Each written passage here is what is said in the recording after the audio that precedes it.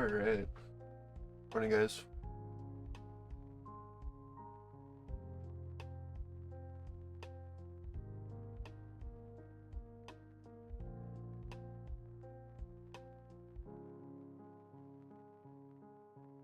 Does my stream look okay?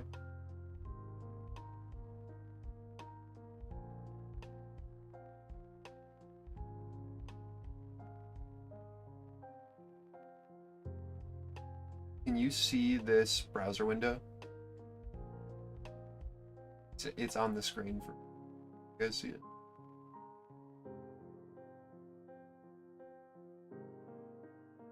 Or is it just TradingView?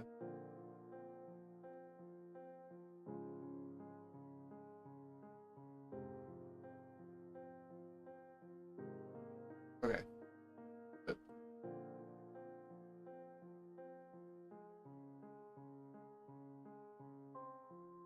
All good.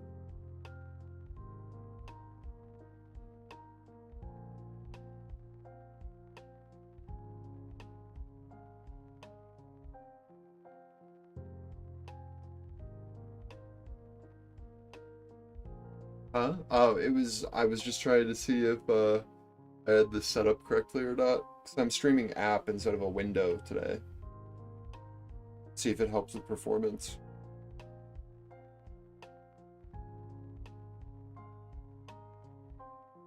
But I didn't know if like I selected a different thing that it would like black the screen out.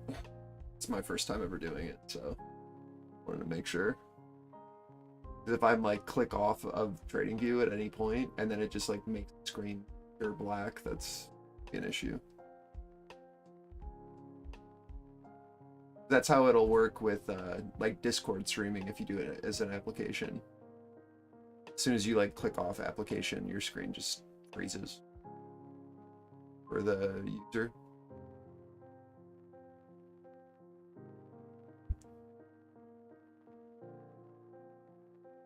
Market on open imbalance, 140 million to the sell side. This 28 is our like shortest term pivot where you'd want us to be supportive. It'll be very surprising if we hold this, to be honest. We'll see what happens. I'm gonna give the market a minute to digest after this news before we really talk about anything major.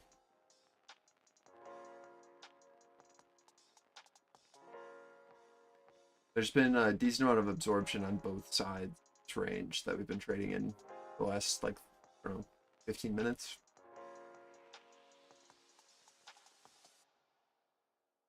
Can get pretty volatile pretty quick with the move up and down that we're like right in the middle.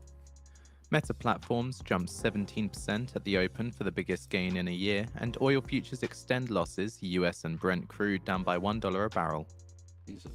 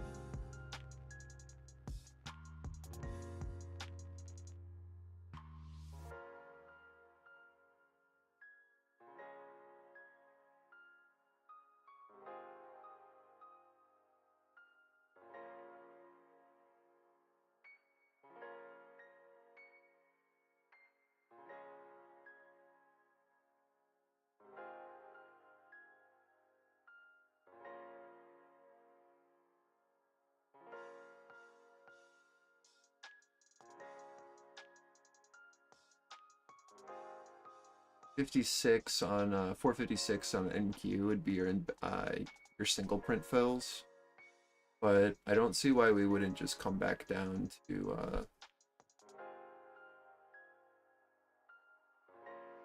this area. We'll see what happens. This would be our pivot from yesterday, so it makes sense for NQ to come back down here.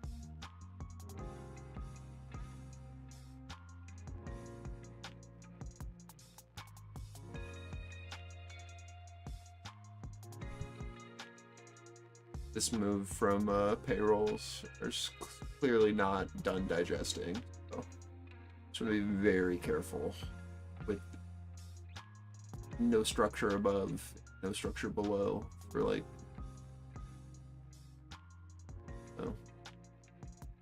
20 points either direction, technically.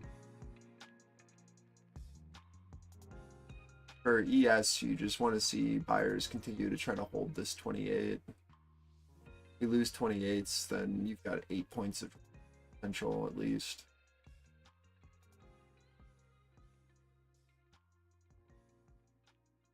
Bit rough.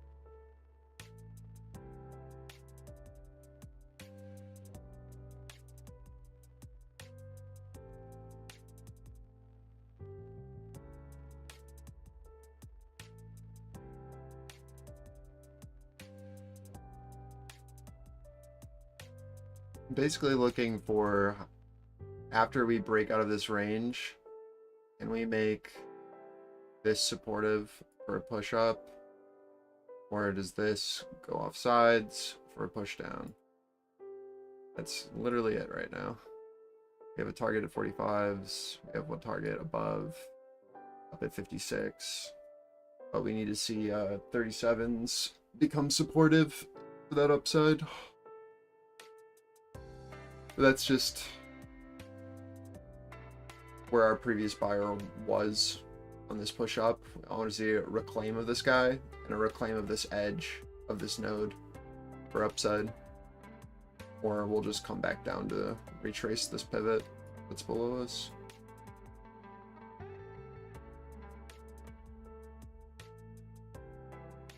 Our like first bounce would be, of course, at our previous month POC and our previous week POC at this 15, and then 10s.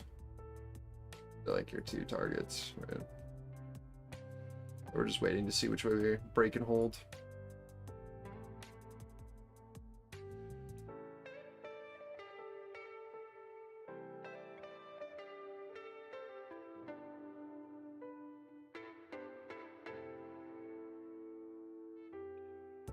KBW Regional Banking Index down 1.9% amid regional bank slump.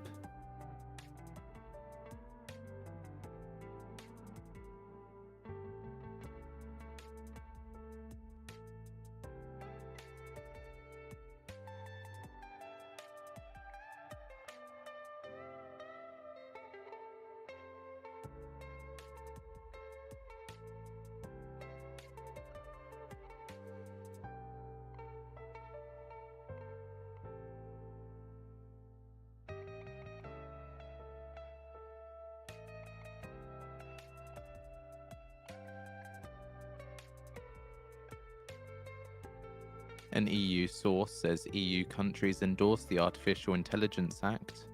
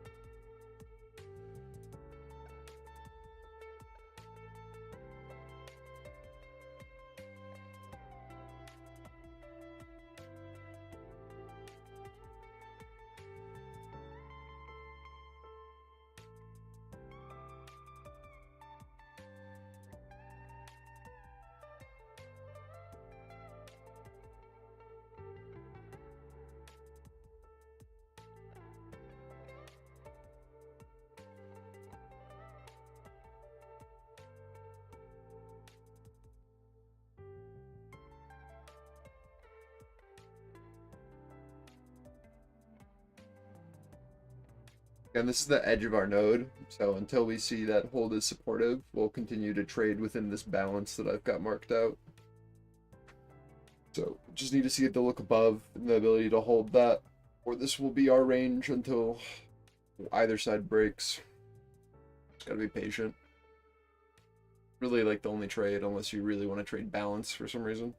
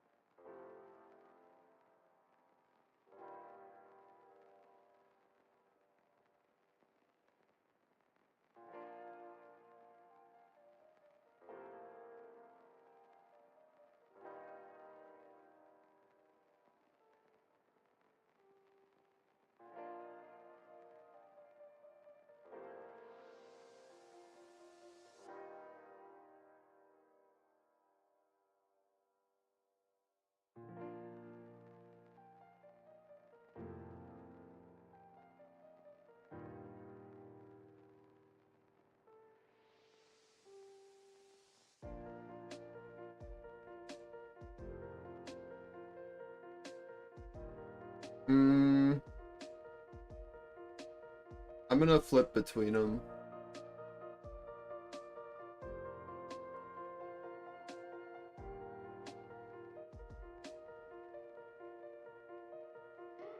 Once we have some more, like a little bit more actionable areas, I'll probably go to it for execution, but Right now, it's just nothing.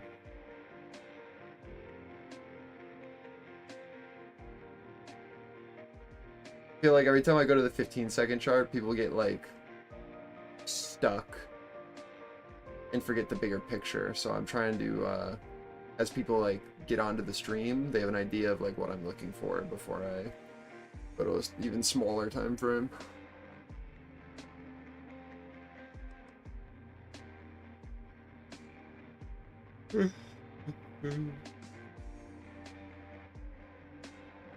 Testing our VWAPs from the overnight session here on NQ and on ES.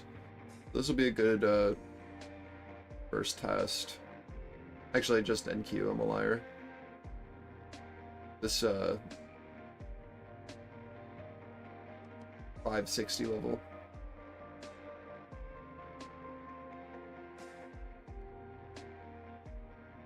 Again, I want to see this 37 on this look above start to show as supportive, or this will be a failure to look up and then push back down into the range.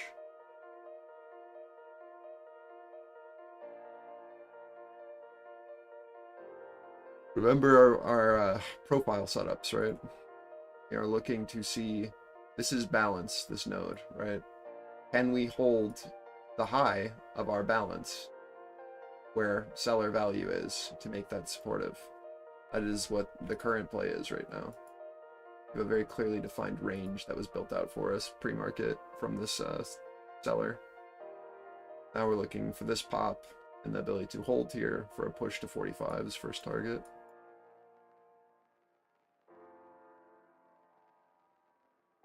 Can get the hold.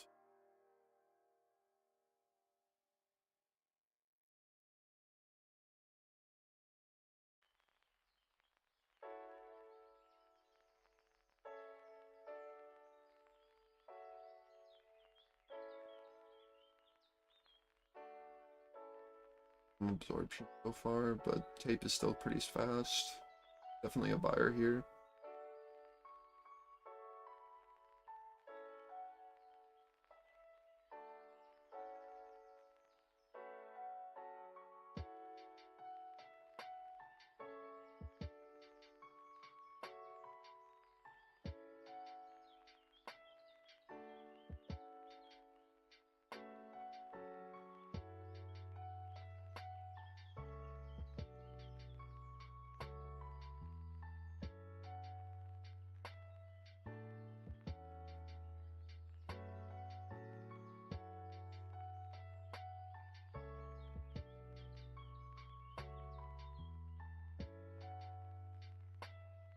Yeah, this is a big overnight pivot on NQ here into 610.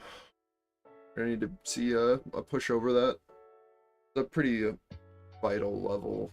This like 612 to 617 area. There's a lot of action overnight there. See how we react as we come back up to retest these things.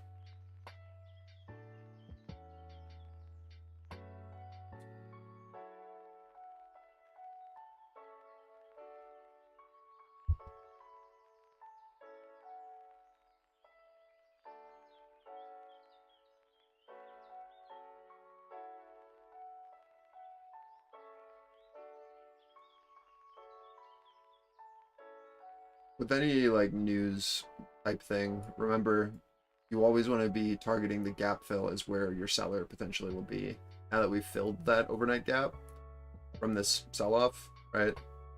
Just keep this level in mind. We need to see it become supportive, or it can easily come back down. It's your 45 target hit.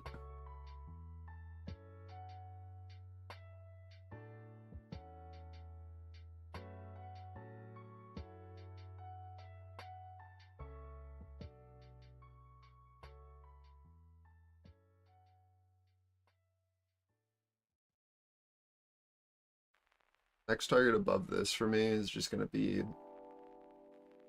this weekly POC and where our value high is. It's overnight session.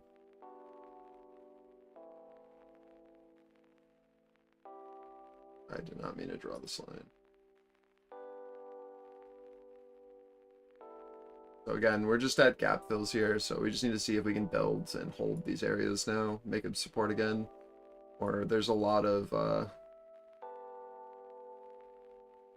there's reason to think that this potentially, you know, does something like this. I'm just moving up stops and being clear.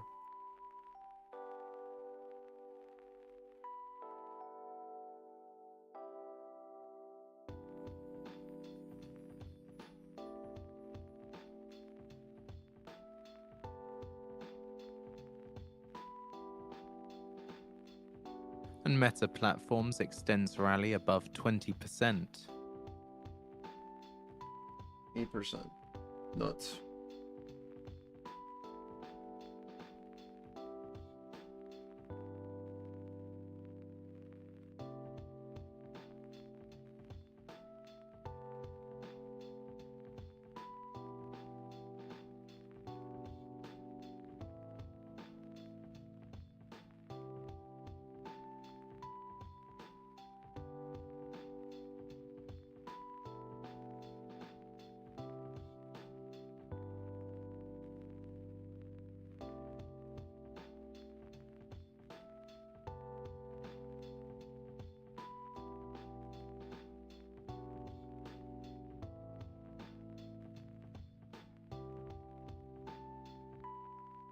So we've fully retraced the move, and we've just retested this overnight gap again.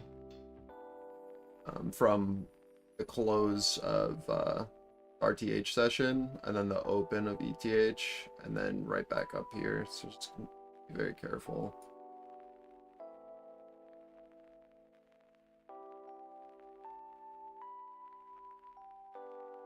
You want to see these levels become supportive if you want any more upside, or again, it's At 10 a.m. gonna Eastern Time, we retrace. get UMITCH data, sentiment final forecast 78.9 on the prior 78.8, with a range of 80.5 to 78. 1 year inflation final forecast 2.9% on the prior 2.9%. 5 year see this inflation bid hold at final forecast 37s. 2.8% on the Just prior retest. 2.8%. Conditions final forecast 83.5 on the prior 83.3. Expectations final forecast 76 on the prior 75.9. We also get US factory orders month on month, forecast 0.2% on the prior 2.6%. US durable goods revised, forecast 0% on the prior 0%. And US core durable goods revised, forecast 0.6% on the prior 0.6%.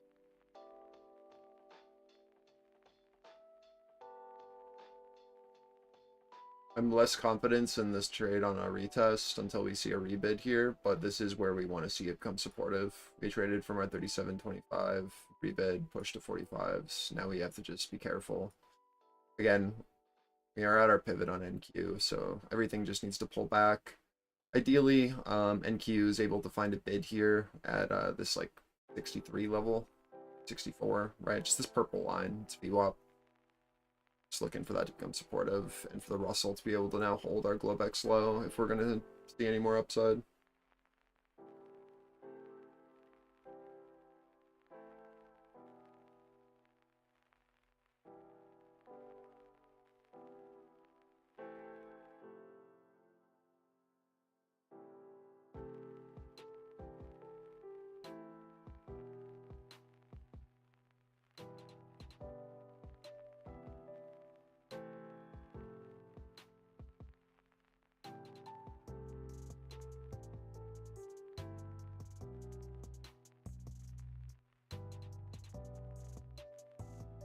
Morning, Rory.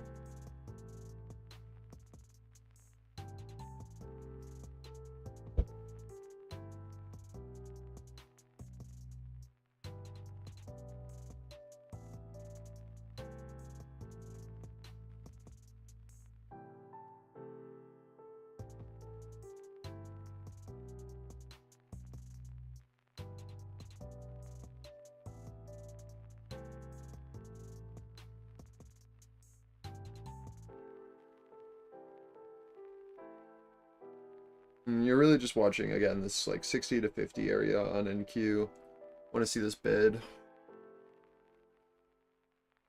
And on ES, you'd want to see this 37s be able to hold, or we can come back down into this balance that we have drawn.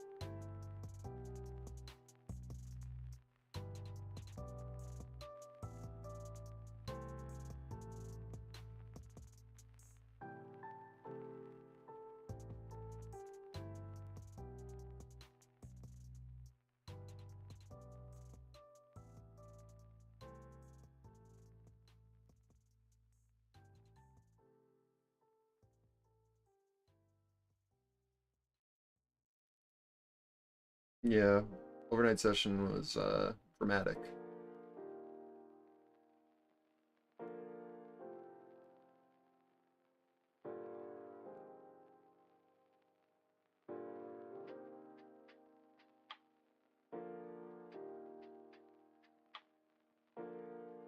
Yes.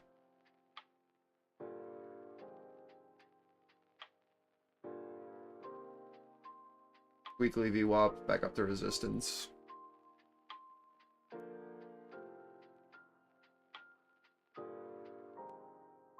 Yeah, there will be. We're in the middle of nowhere. Got a target above and a target below, so. This was just a news pump. So all we did was retrace the news At sell-off. 10 a.m. Eastern Time, come we all the get way back UMIT up, data, and now we're sentiment final coming back down to, like, forecast the mid. 78.9 on the prior 78.8, with a range of 80.5 to 78. 1 year inflation final forecast 2.9% on the prior 2.9%. 5 year inflation final forecast 2.8% on the prior 2.8%. Conditions final forecast 83.5 on the prior 83.3. Expectations final forecast 76 on the prior 75.9. We also get US factory orders month on month, forecast 0.2% on the prior 2.6%, with a range of 0.6% to minus 0.4%. US durable goods revised, forecast 0% on the prior 0%. And US core durable goods revised, forecast 0.6% on the prior 0.6%. Okay. Move stops up if you're trading this 64. Pushing into a potential supply here on NQ until we push over. Just we want to be careful of. Actually, never mind. I don't really see anyone positioned. I think as long as we're continuing to bid above 85s, there's potential. That's like about as far as I'd want to see pullbacks. 85 was good. And trade that up to hundreds, I guess. Yeah. If stops up again.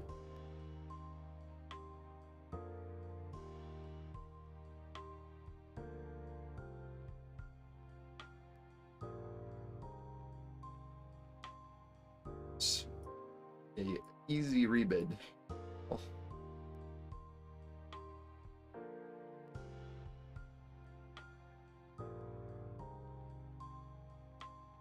Taking off another 2 here on the secondary test. See if we can push over or if we'll make a lower high.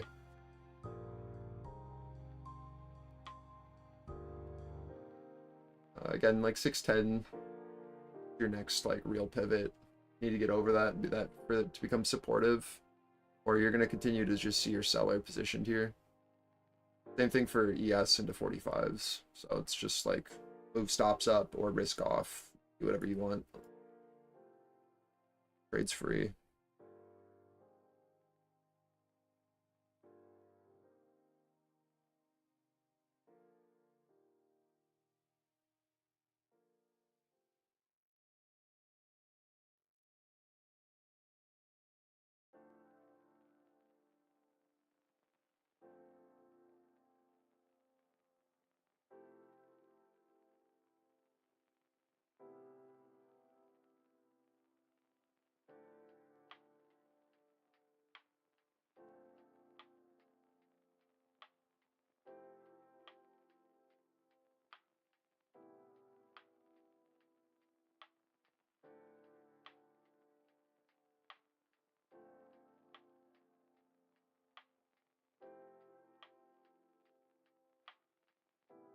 Morning, man. Biden says the January jobs report is more proof of the economy's strength.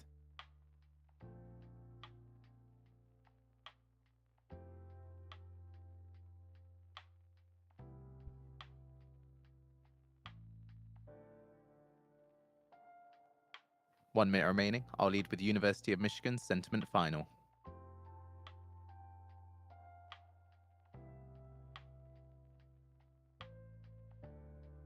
You're good, Cass.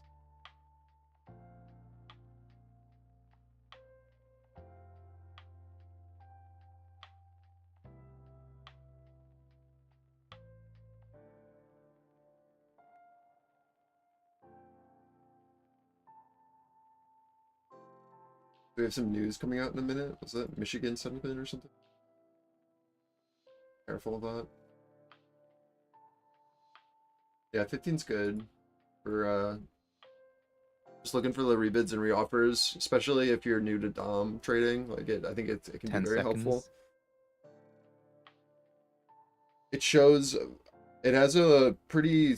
The reason why I kind of have started to head in that direction. 79 higher than forecast. 78.9 US talk. factory orders month on month. 0.2%, 0.2% as expected. 5-year inflation final 2.9%, 2.9% higher than forecast. 2.8%.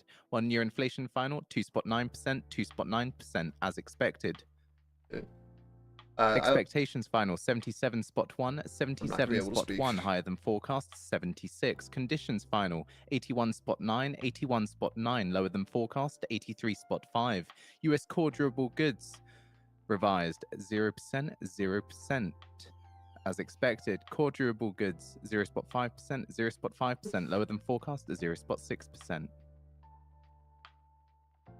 I like the 15 for execution because it has very similar, I'm going to call them imbalances of where I'm looking for like bids to kind of take place on a retest, compared to something like a footprint with a stacked imbalance.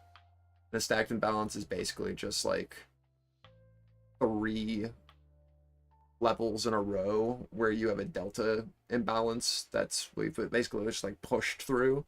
So it's like someone slapped the ask or slapped the bid, right? And now it's like on any sort of rebid, I'm looking for that area to have some sort of liquidity for short term. That's a bit different than like an FEG because usually we're using that kind of logic on the like a 15-minute or something like that, but it does give you nice areas to kind of like look for an aggressive bid to step in for a push up. These candles. That might not make sense to a lot of you. That's fine. That just went over your head. But if you know like anything about the footprint, I think there's a lot of confluence with stacked imbalances. But also just on a DOM as well. It's just like a nice little area to get a better entry.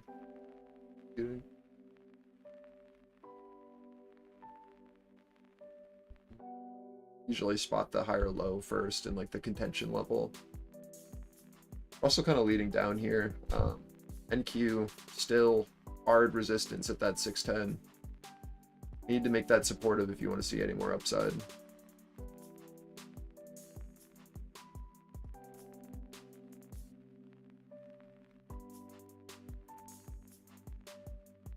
We have posted the University of Michigan January final report on the feed for all those interested.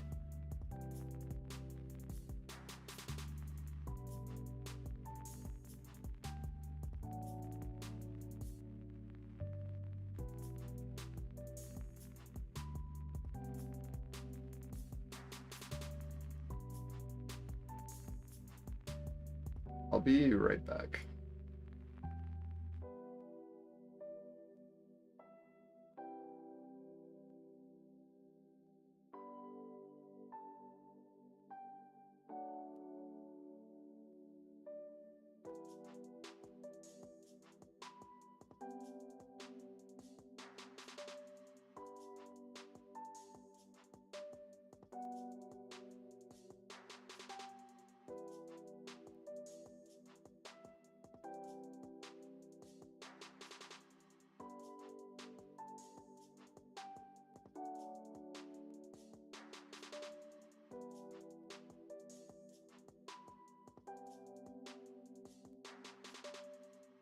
And we have posted the manufacturer's shipments, inventories, and orders December report on the feed for all those interested.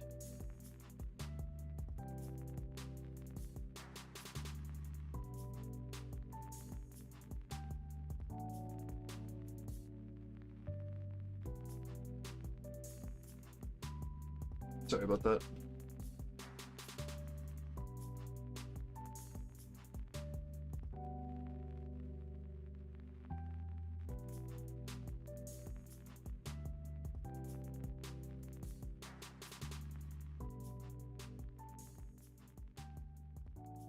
Which chart is that?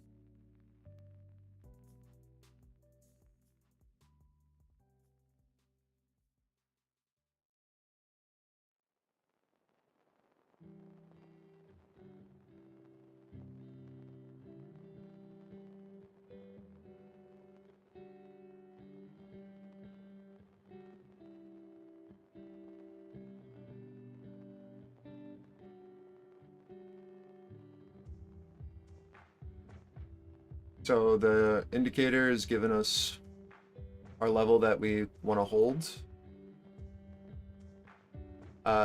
We need to continue to try to keep this 40 as supportive on ES. If this ever goes offer and a look below and a pop, our targets are 37s and 31.25 below that. So now that we have enough time. So we're going to be watching this 37 again, and on NQ you're watching this 68 here for a bid. If these don't hold, then you're going to get a push down. I'd be looking for this 17 on NQ and this 31 on ES. So let's hope that these bid.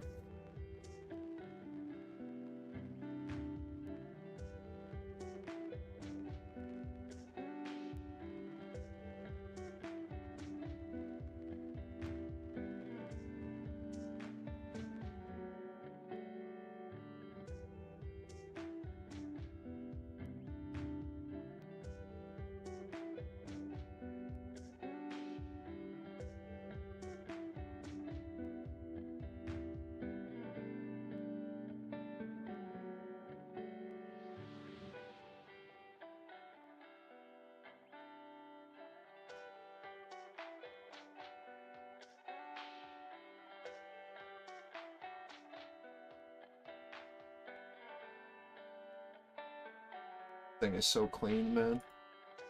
It's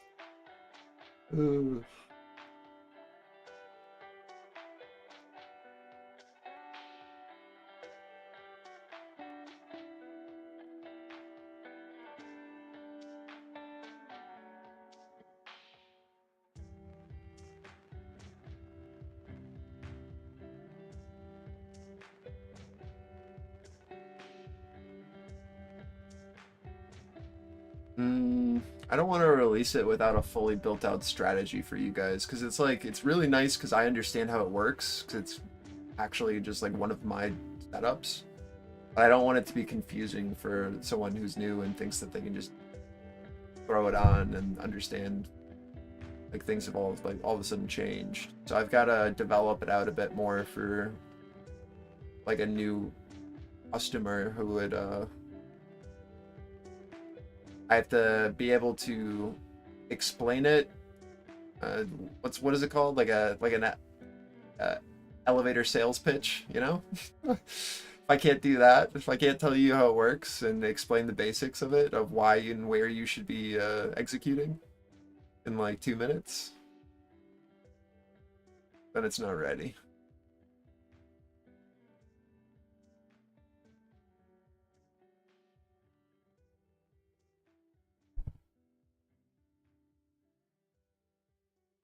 But it'll definitely be out for beta to get feedback.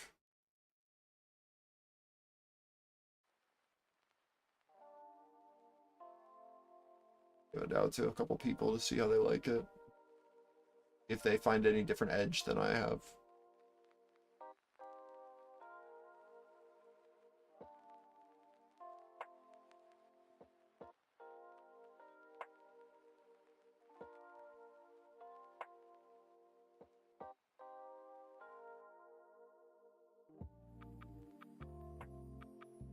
So there aren't really many long opportunities here until we get back over these this green line here at 40.25, this red line here at 606.50, right? Like these are our pivots that we need to be able to breach and then be able to hold above.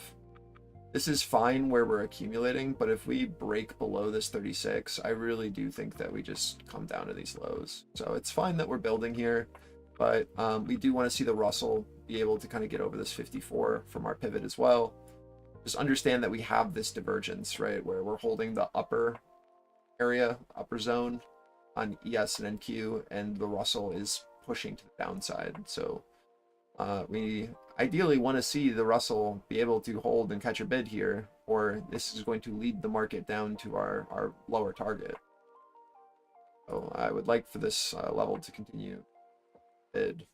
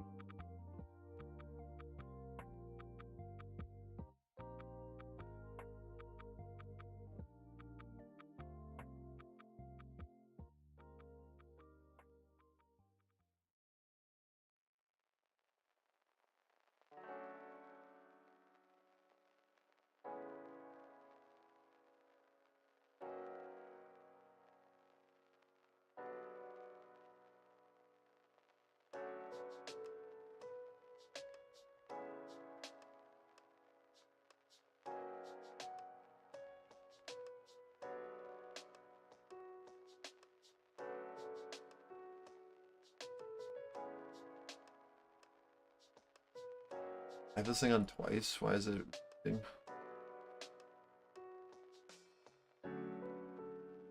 Oh, it's because the extensions have the same values. That's annoying.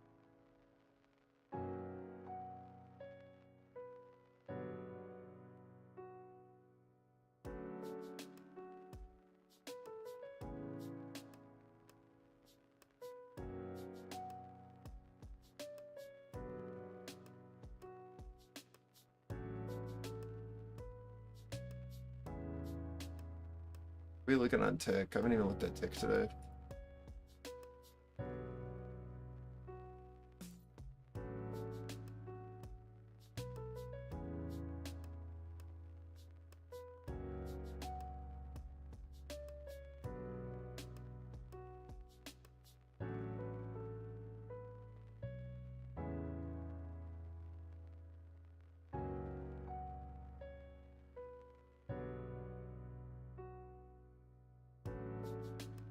Stream is at negative.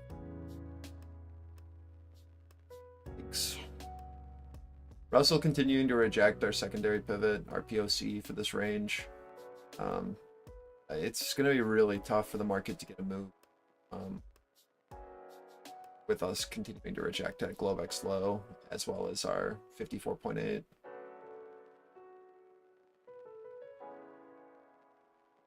There's definitely some absorption going on, but I just don't think it's going to work.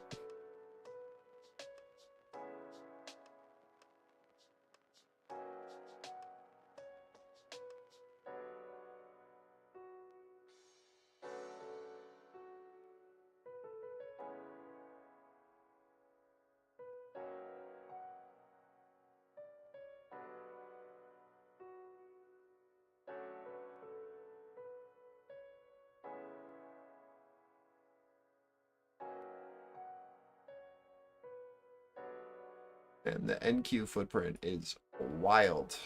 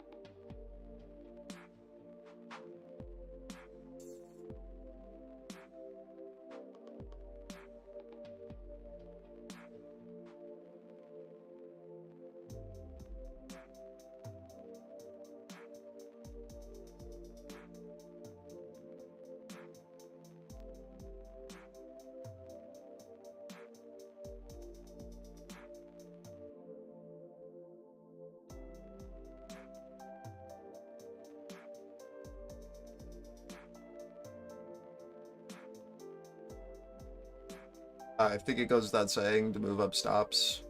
You're playing off of this orange. We now want to see 40s be supportive on ES or continuation up.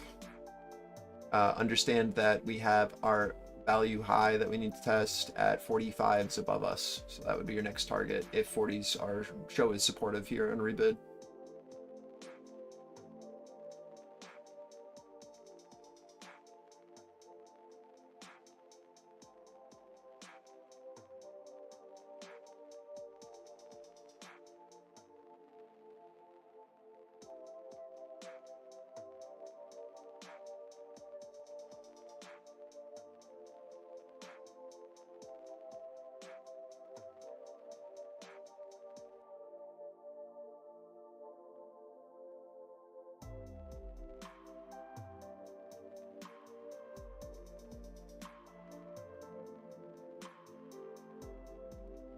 606 is your resistance on NQ, pushing into target if you bought 68s.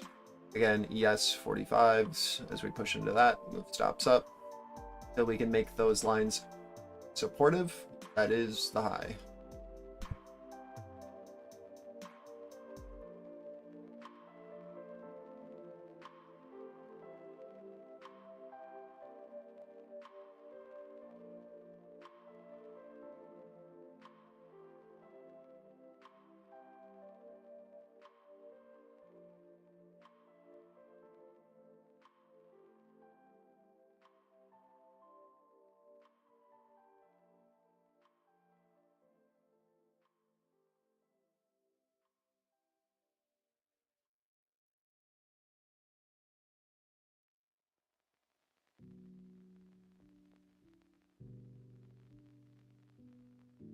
Just took off 2 into 45.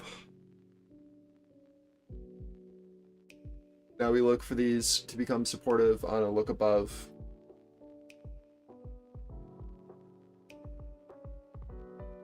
If we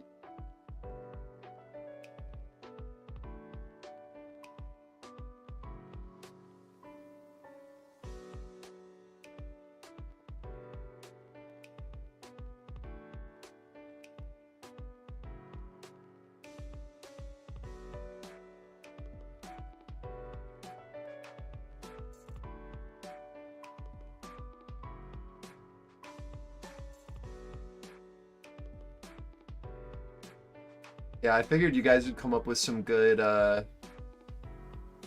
uses that I didn't think of it, but I thought it was an easy feature to add. Like, all right, why not? Need to test it on a bunch of stuff. I haven't really had an opportunity. Honestly, I just put a Russell on everything because the Russell's just such a clear topping and bottoming signal. It's really all you need. We'll add higher time frame ones sooner than later. I think they're in the dev right now already. I'm not sure if that updates out.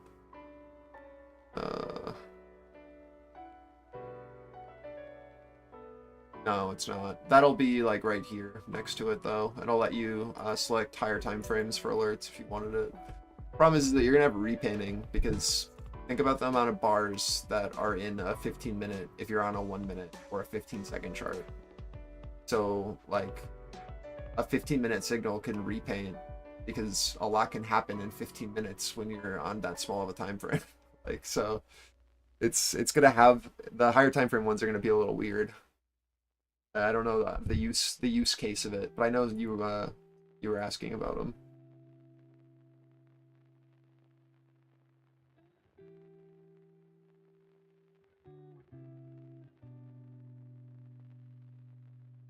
Taking a look at the Fear and Greed Index, 63 out of 100 equaling greed, and the Crypto Fear and Greed Index, also 63 out of 100 equaling greed. And taking a look at the VIX, currently up 0.14% at 13.89.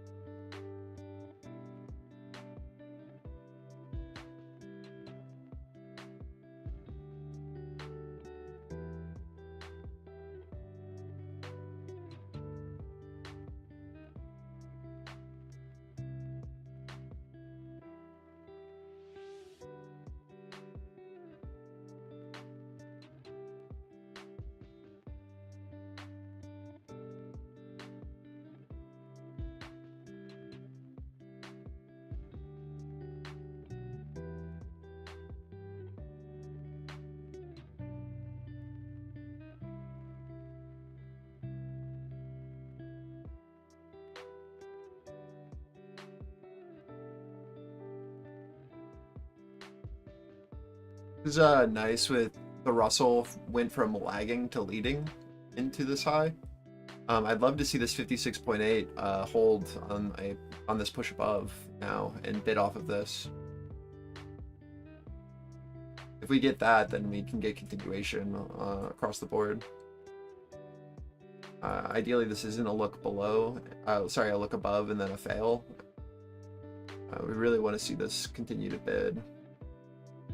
Again, watch our 606 level on an NQ. That needs to become supportive if you want more upside. And this 45 is still that value high that we need to make supportive.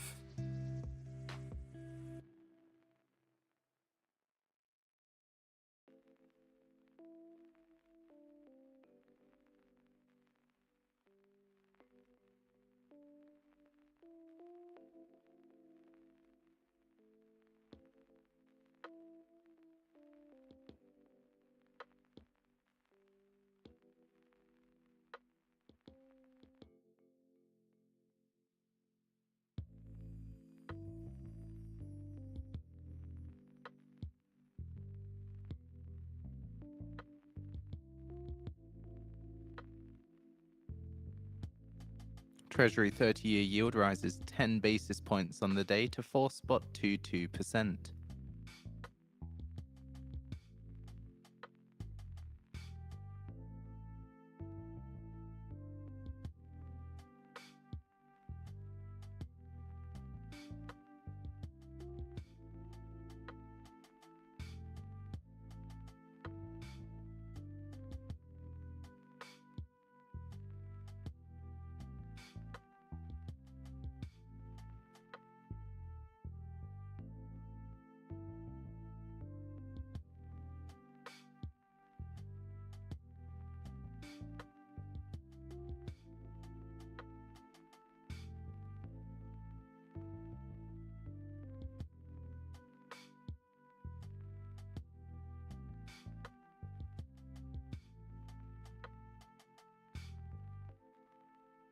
You need NQ to make a higher high here. Like, it's gotta happen. Or this will just be absorbed. Absorbed. It's good. What we needed to see. I didn't want to see a higher high on delta with a lower high on price. Would have been a bad sign. Oh, this is good. Got our rebids off of 45s.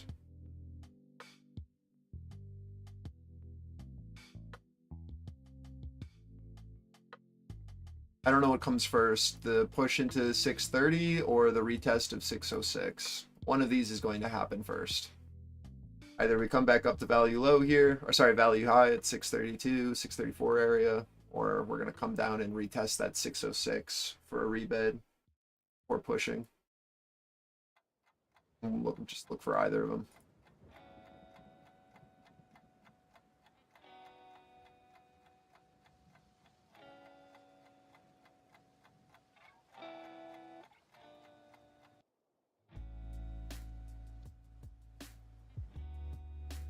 Your rebid, see if it holds. Needs to be pretty strong.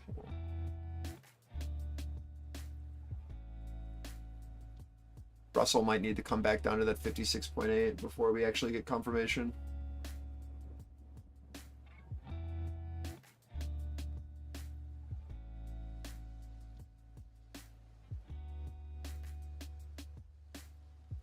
Still in my runner from 41. The retest here. One left though. Again, I'm watching this Russell pivot, see if we get our bid, and this node here on ES for clarification.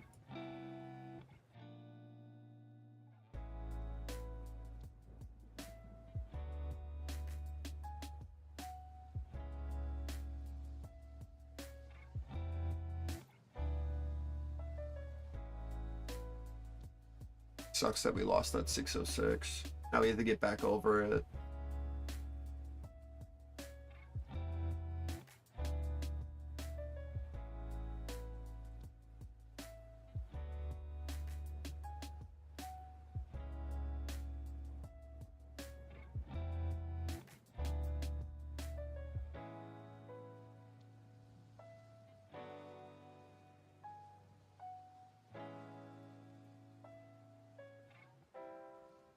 If 45s don't show supportive, look for a wick liquidity into 43s and then an immediate bid off of it, or we're going to come all the way back down to 40s. 43s, you want liquidity there.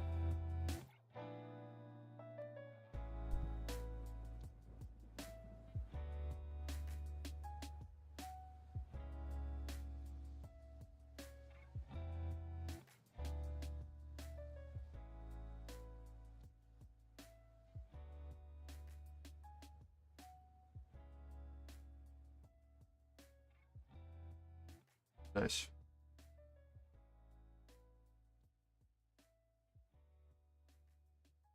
Let's see if they follow through.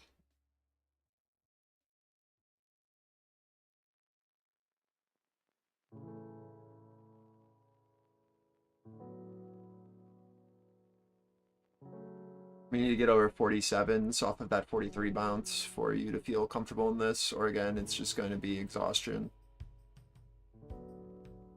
So that's what sucks when we come down further than you want. That now there's a seller that can position above.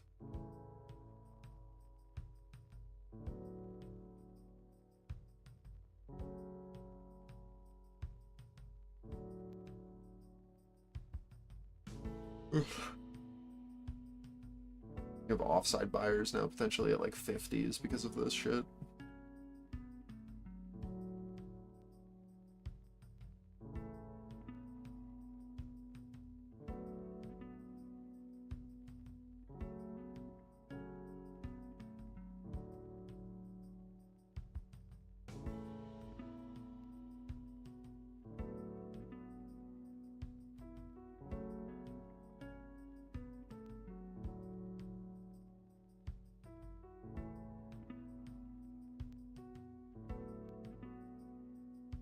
Oh, I can't draw or all lines show up, so it's just gonna...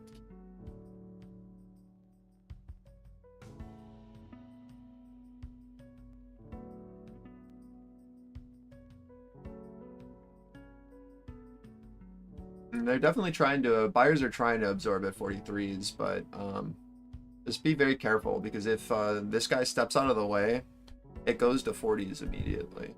So we really need this 43 to continue to hold.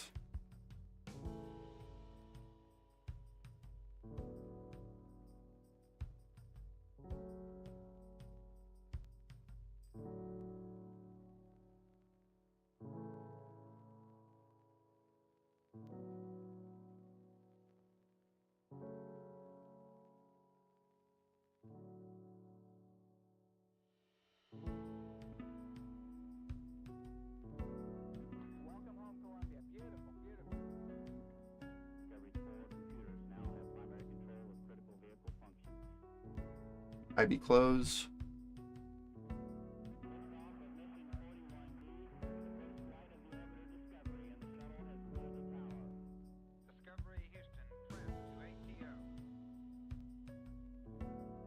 Dixie extends gains to 103.96, the highest since December 13th.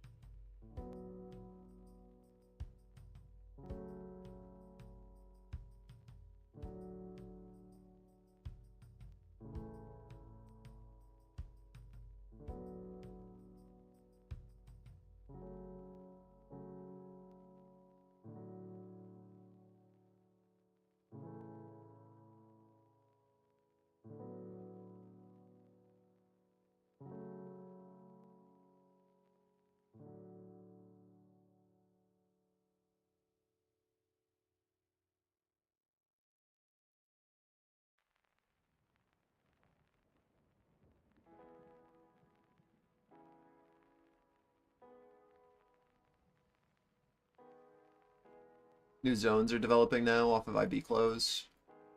Your pullback buy level is going to be this 58 now for NQ. Our pivot above is the same, basically, just the 601. So watch 58s off this reversal, off IB close, and our new levels forming. Russell's levels are literally the same.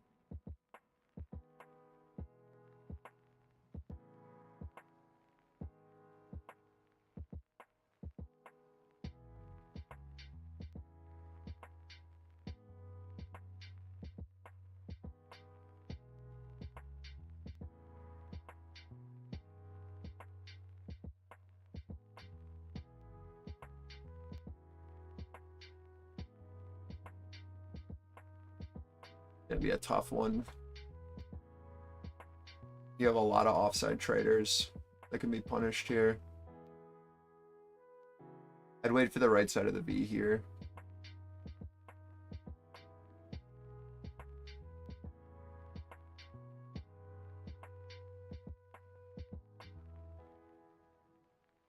Wait for the Russell to come down here into this Globex low, and then we look for a bounce. You want to see a pierce above 58s, and then a rebid off for entry.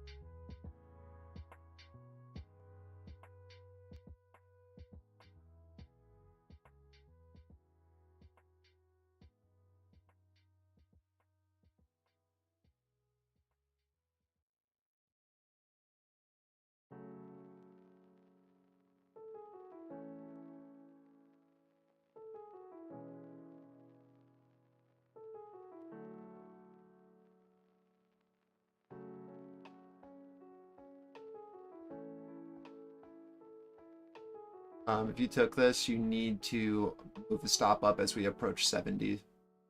Remember, the 68 was our old pivot. Expect our seller to be positioned there until it becomes supportive. Does it make sense when I say shit like this now? You can like actually visualize what I'm saying. You just have my level. Yeah, it's pretty clear on the 15.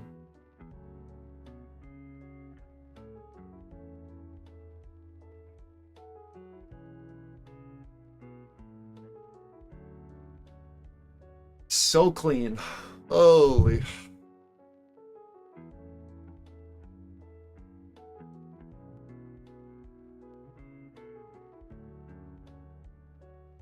I'd move stops up here. It's gonna be rough. We need Russell continuation here for anything more. But if we get through, then we can have offside sellers all of a sudden. I need us over 4650 real quick on ES. And then I need that to be supportive.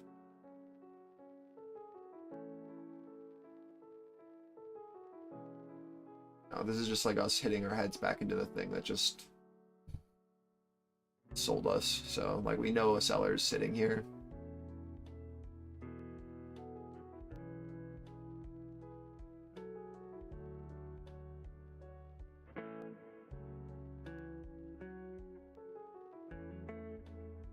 Sorry, I'm like trying to keep up with all three names because I don't know what you guys are trading. I'm trying to like manage my own position while also read levels. You guys don't have eyes or something. I don't know. Should just assume that you, yeah, we all know the same levels at this point. Try to do too much. Look for this retest of 56.8. Russell, I wanted to bid here if you want any more upside. Gonna be a tough thing to break, but we need the Russell to find this low.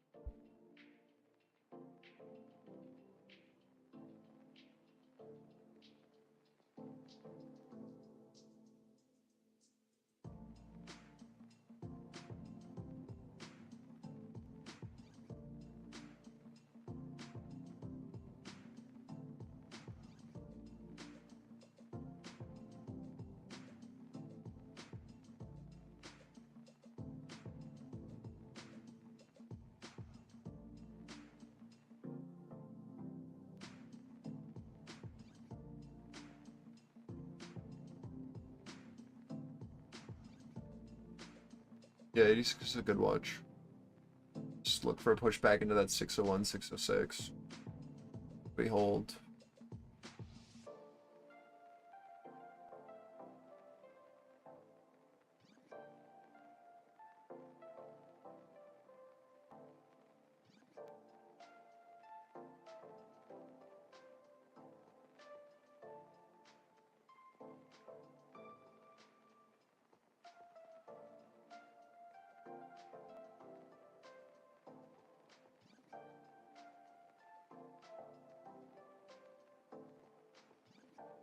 You're gonna need to be, you need to see someone a bit more active to push us through here, and there's just so much like passive liquidity sitting here.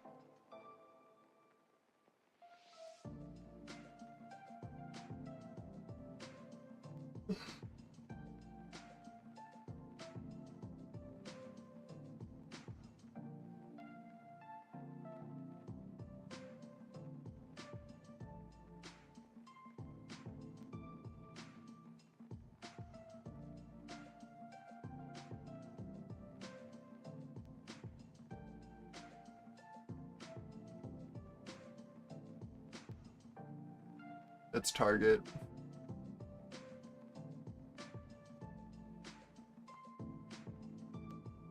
1000 tick volume chart or a volume based for NQ or ES. All around. For a regular can. Oh no, that's got it.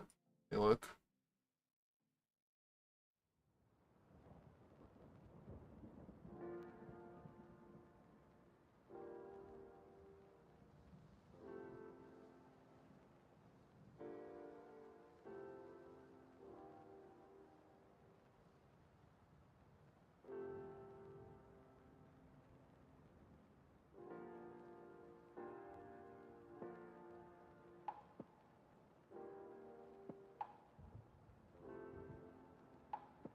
$1,000.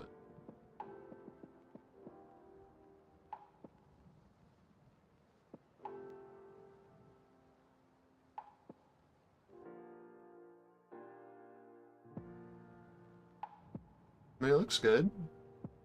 Doesn't look bad. What do you see that's what's the edge?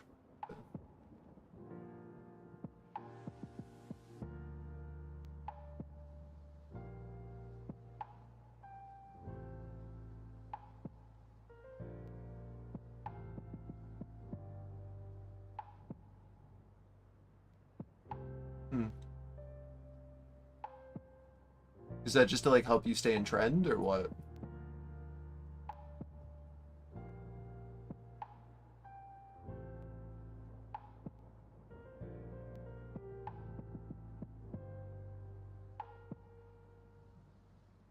I know like that's the only reason Brian Watt alters his to help with trend.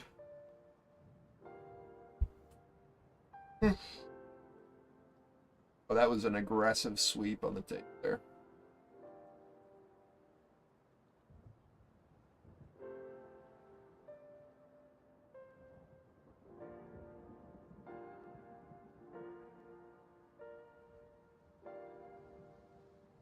Decent amount of absorption here on NQ and 630.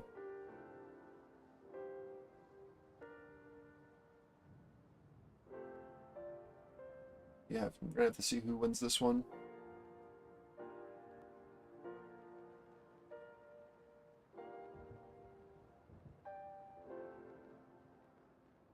Where do I see it? With my eyeballs? What do you mean? US stocks extend gains with the Nasdaq up by 1%. I watched us get a large delta candle, and then I watched the tape flash fully green, and then I saw nothing happen on price. That's yep. So like after we see a flash like that, I need to then see follow through, or it can turn into exhaustion, right? So that's all. So I'm really warning when I say something like that.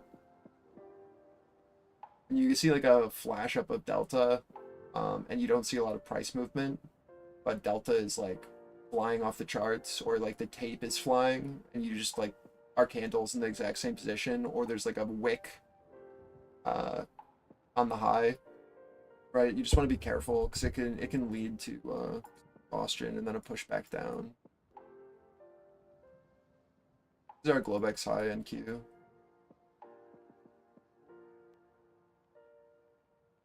I mean, we're just straight trend right now. We're rolling. See what happens. Ideally, I want to see a pullback here soon, just for a secondary entry. I'm fully out of my position, but I don't want it to be too much of a pullback where it's like before, where it gets muddy. See if we can find a valid level back into.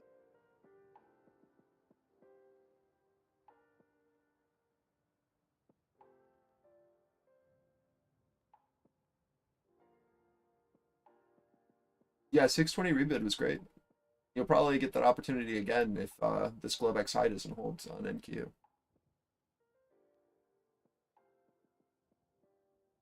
But as of right now, we have like strong tape. Like we just have a buyer who's in control right now, and there's no real active seller as of yet. So there's no reason to take profits if you're still in. It's just move up stops till we see a shift.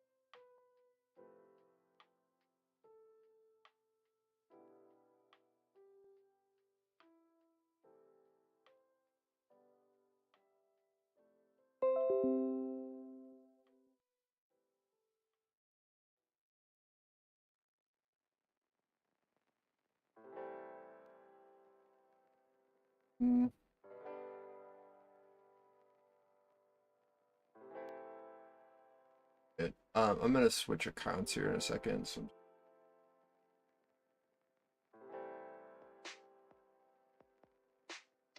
oh, we could start this again.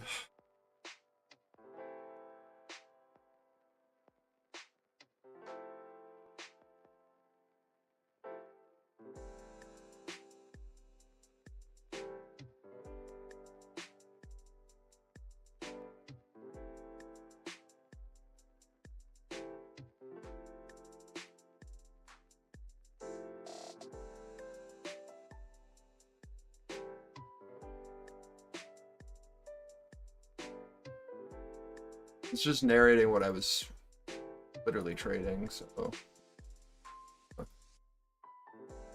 just want to like to show you like I'm not just like talking out of my ass here. Where are these? Oh, here's all. Here's trade history. Scalping RES from the 2 opening from the new indicator. Okay.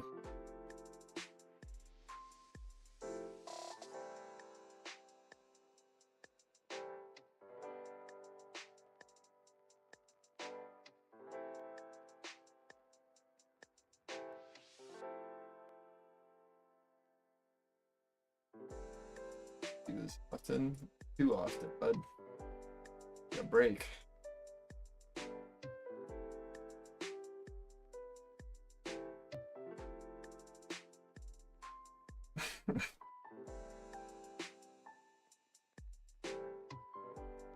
We don't all get to go to Colorado and snowboard, you know? Some of us have to work.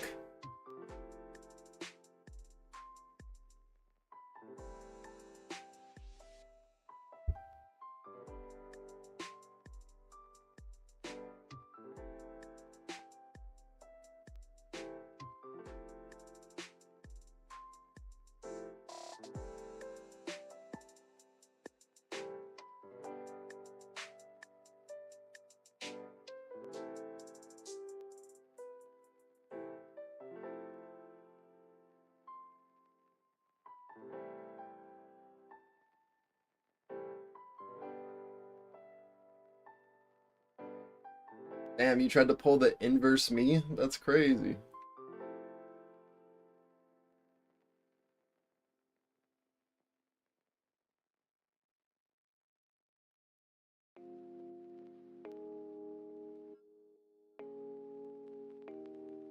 Yeah, nap, man.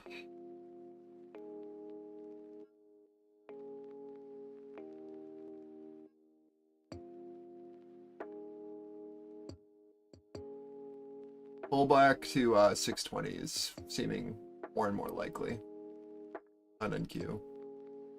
We'll have to see where Russell actually finds its low. Things are fine still as of right now, but we need to get back over 58s on ES for me to feel comfy.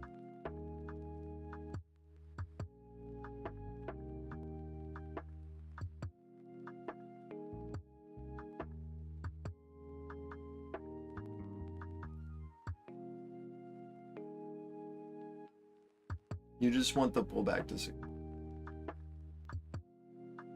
or you want to see a break of the 670, whatever that high is there, and then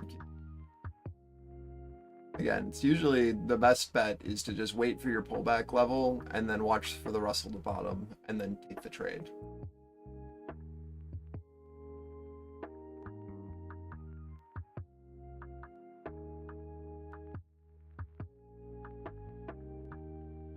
Right? Like, I mean, there's like just nothing really here unless you're trading off of something like that. I mean, like, what's your edge at the right here? I mean, it either flags or it fails and we break and we push back down to the range. So what do you want to see if we're going to flag? I mean, I want to see a recovery of this node edge and for that to become supportive and for Yes, right. We need to get back over. Yeah, 58.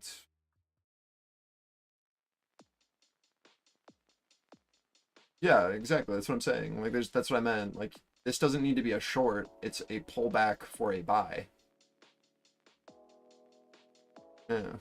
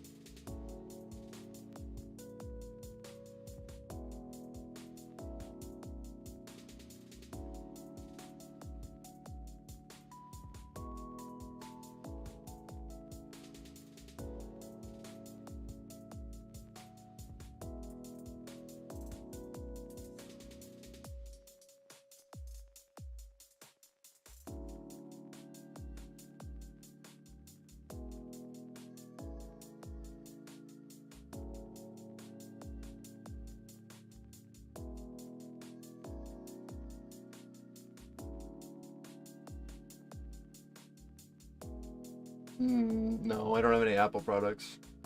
It's like no use to me. You need an Apple ecosystem.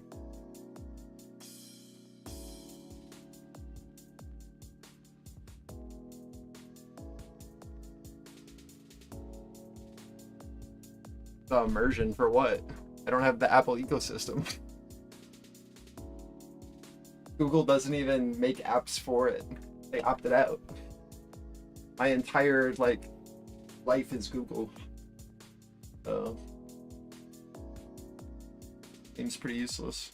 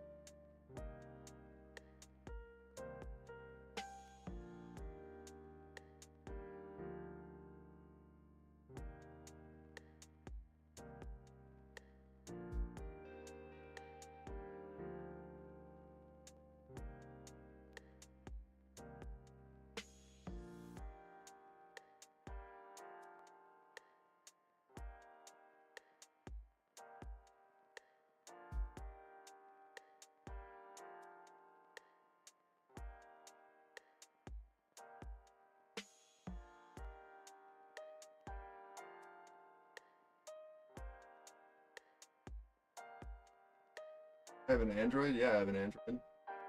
What do I look like?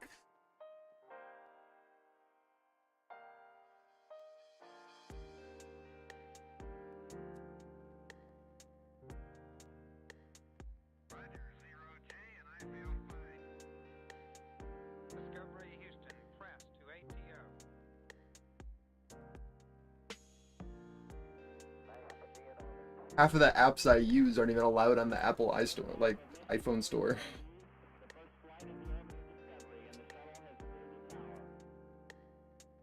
I don't want you to have any like torrenting apps.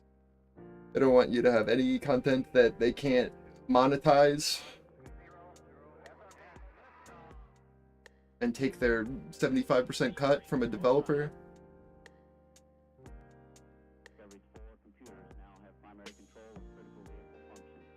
I don't want to be your friend if you judge me off of that, bud. Not gonna lie.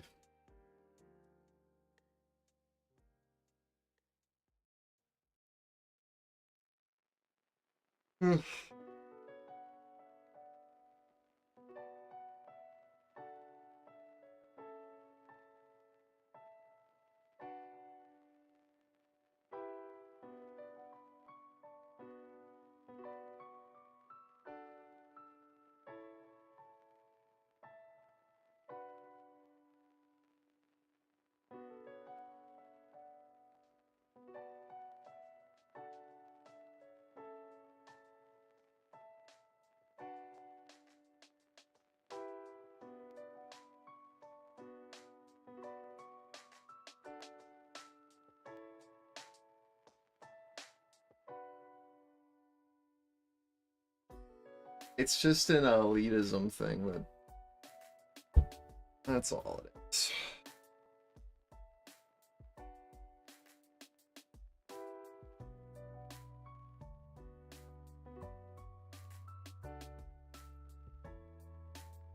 Girls on Tinder who, like, if you don't have an iPhone, like, they just, like, won't even talk to you. That's a real thing.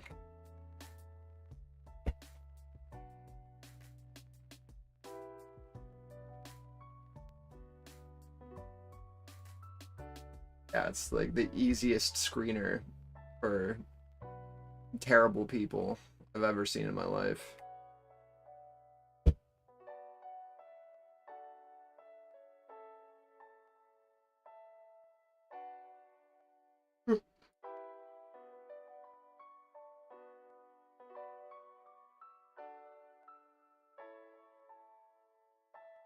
Alright, well, we're at our level here from Tuesday.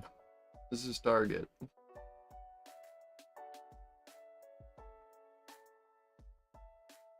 And the 3-pane, the old 3-pane.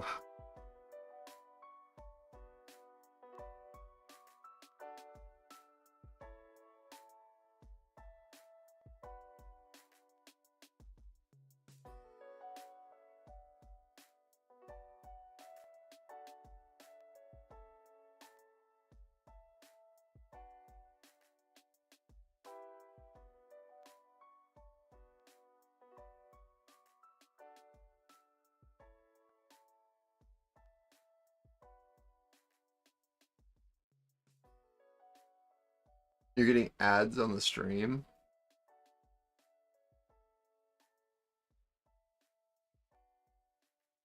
You don't have an ad blocker?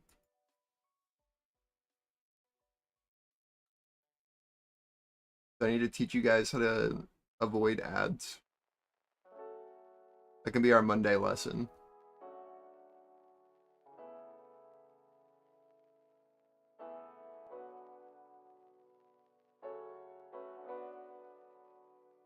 Well, that's your first issue, using the YouTube app.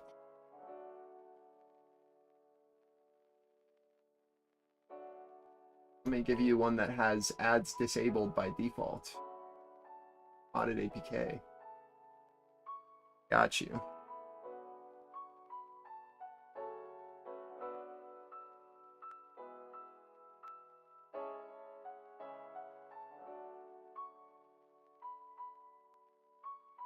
Wait, do you have an iPhone or an Android? Do you have an Android? I can't help. Not gonna make it.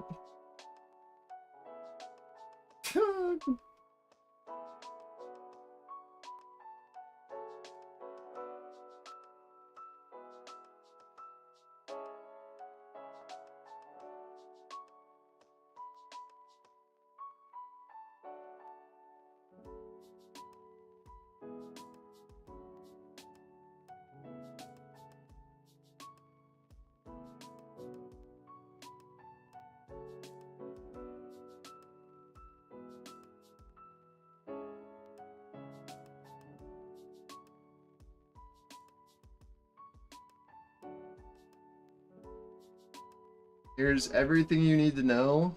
You might be able to do this on iPhone. I don't actually know the answer. But all you need is the Revanced app. It's just a version of YouTube that has ads disabled.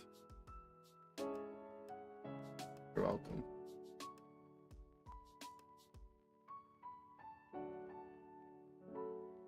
I don't know if it'll apply to you or not.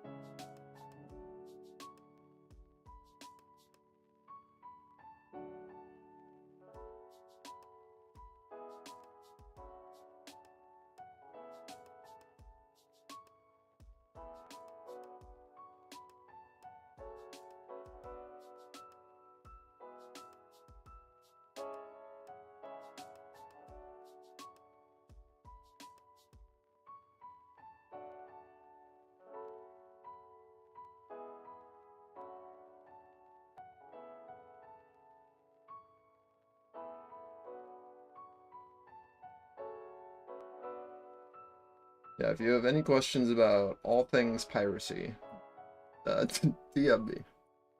You know? Easy.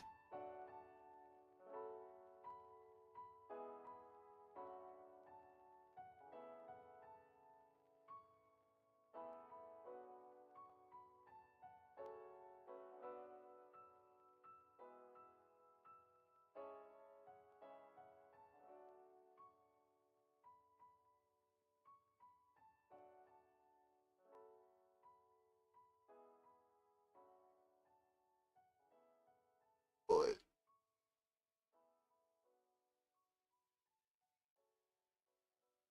you need a bot, Varg. There's no way you're getting your hands on tickets. Do they have a lottery system or what? It can't be a queue. It has to be a lottery, man. Never gonna get in a queue. Figured that they would have learned by now with all of like the shoe scalping sites. There's so many bots that do this crap now.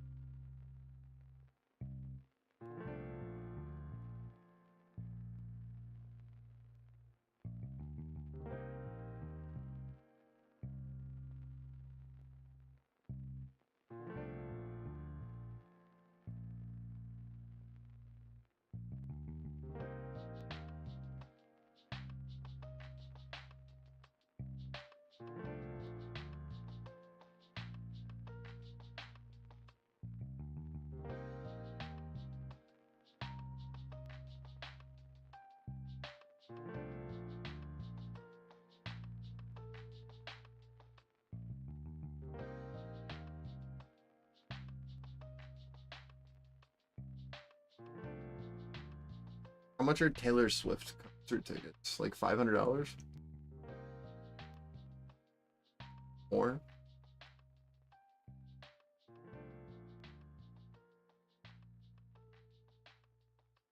Who is paying $1,000 to go see Taylor Swift? Probably in like a stadium too, and you're like 3,000 feet away from her. You're like watching from a television screen at the concert. You'd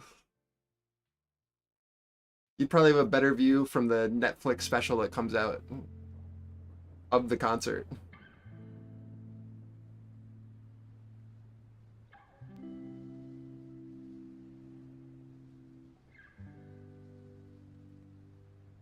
$1,000 is crazy for something that isn't a festival. That's like 3-day festival pricing.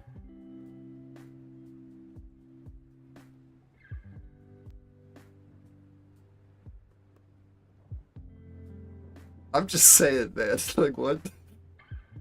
How is that worth?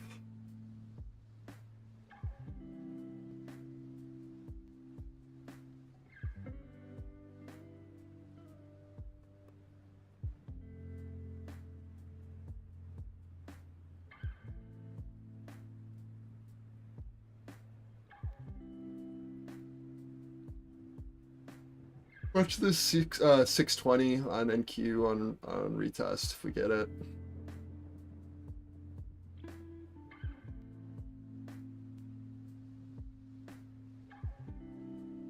We're just chopping at Globex high on NQ.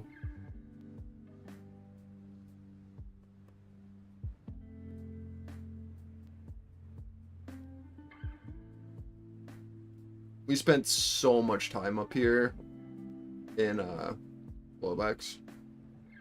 It was horrendous.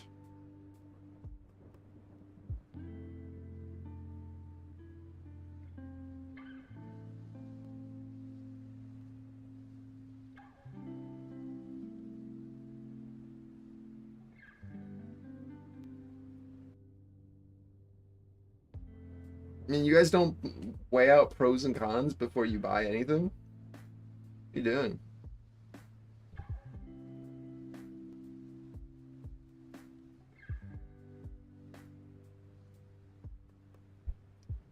You don't have an internal debate for a month before you purchase something?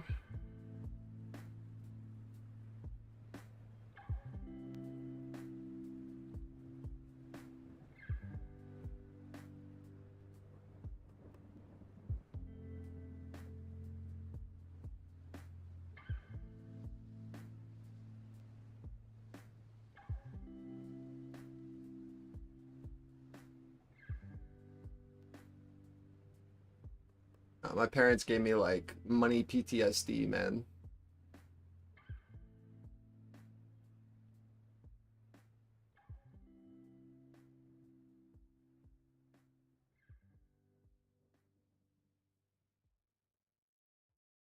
Don't talk about your finances in front of your kids.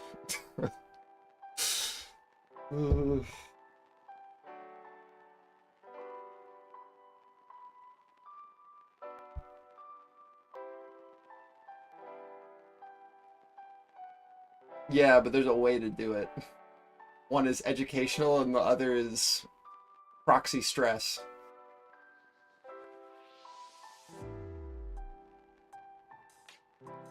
Yeah, same, man.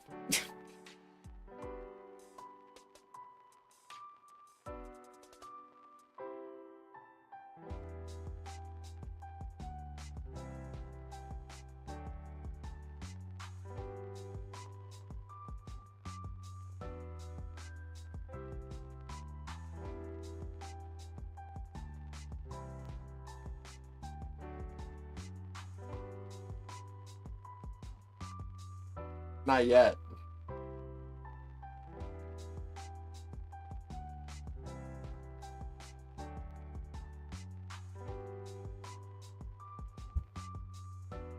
We just filled the RTH gap on NQ here.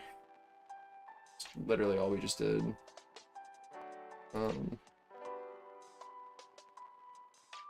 It's it was small, but it existed.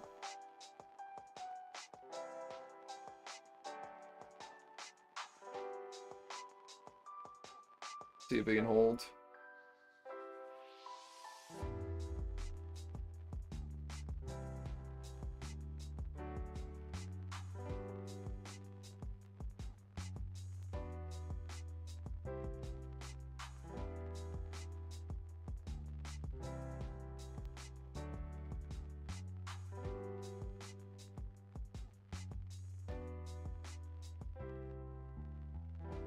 660 is our pivot on NQ above. Has been. Above that, we can look for 710 on NQ for an upside. Till then, this is just where you expect sellers to be positioned from overnight and from the yesterday's close. So we need to make this supportive, or it's going to be tough. See what happens here in this Globex high retest on NQ.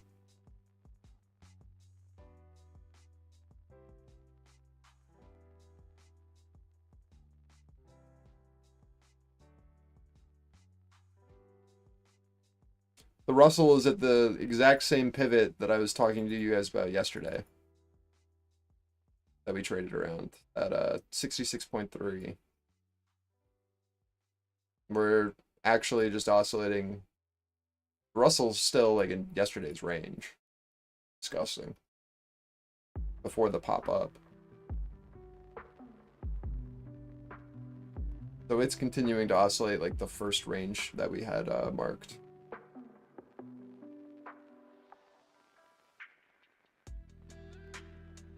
Here, this is what I'm talking about.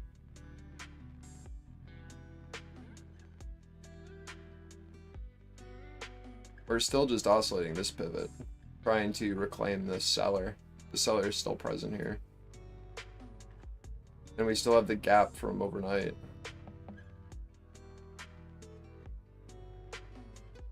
But if we can hold 60s on ES, then we have potential. And for NQ, we need to get over this 660 as well. And then we can look for 710s. So really not too much here unless we see a look above and bid, or a pullback and then a strong buyer that shows their hand.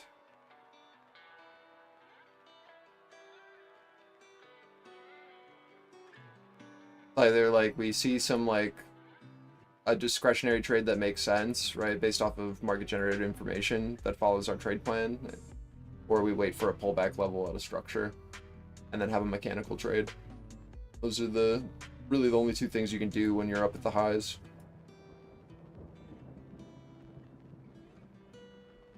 I mean, got some really good trades in the morning, so just see if we can build up here.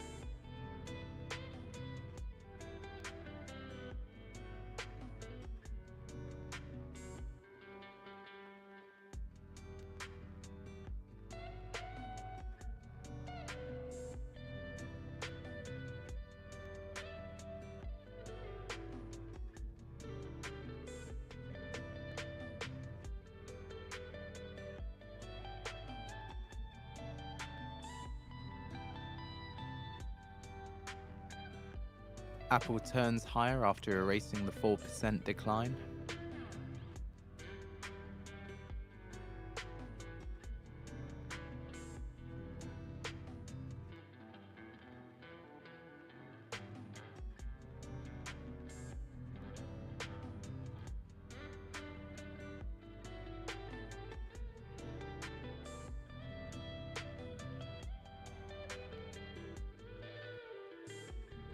Just Apple things.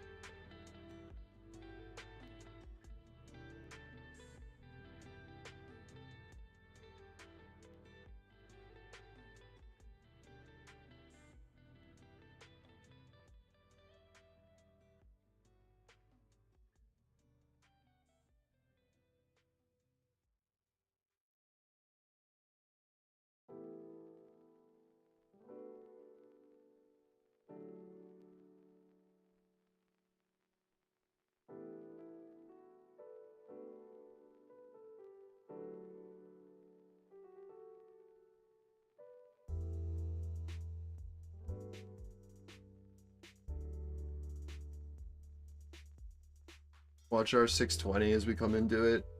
The most bullish pullback level is 630.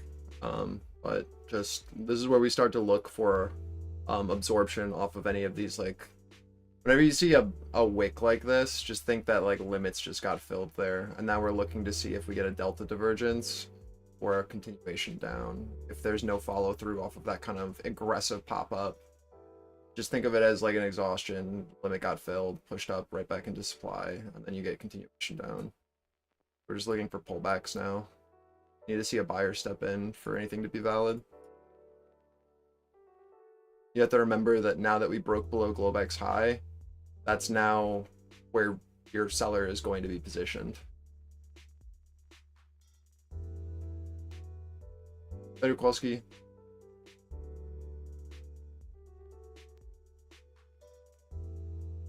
So look for this as your reoffer. Same thing for ES here into our POC.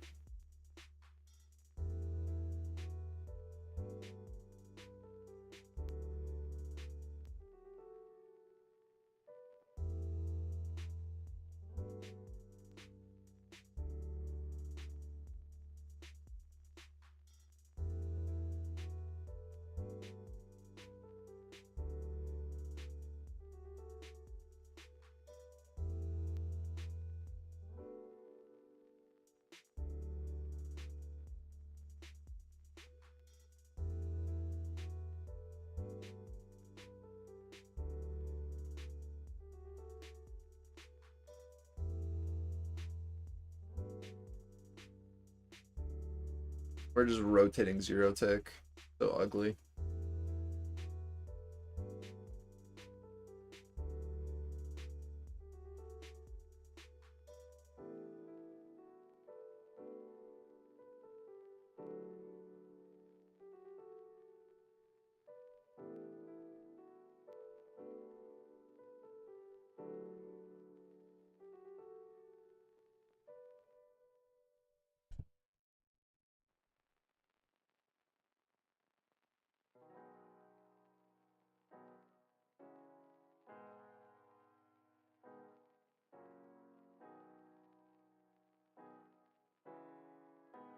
For ES, you want to pull back to this like 52.5 to 54 area, and that to bid when NQ comes into 620, if it does. That'll be what I'm watching. Why did that turn off indicators when I drew? Hello?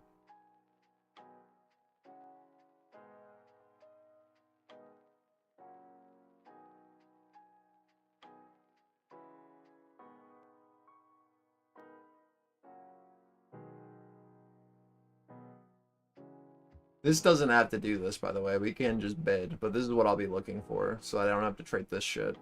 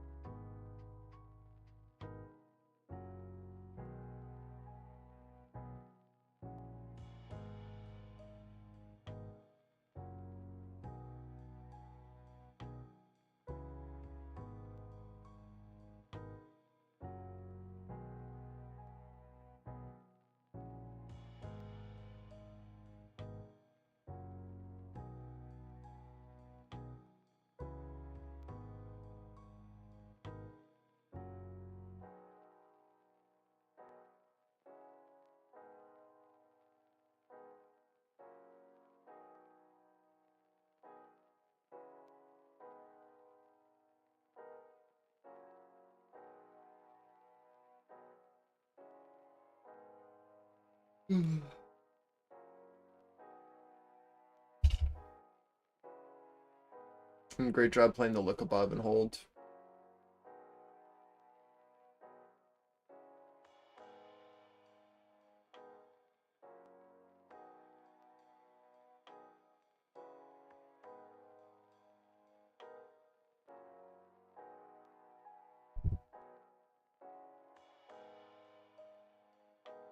I mean, it's profitable regardless. That's the power of those 15-second pivots. You get that clear level in the auction. See that push above, get that rebid, pop off of it. You'll love to see it.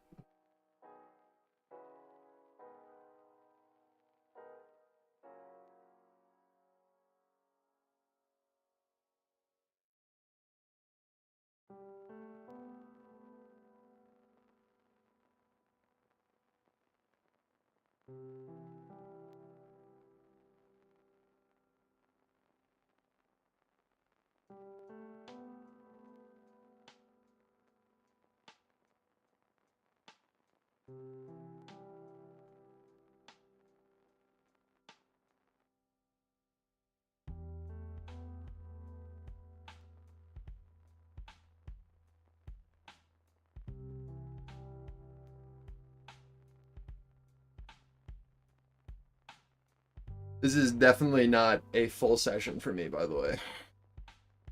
I am so tired. And we had a good morning, so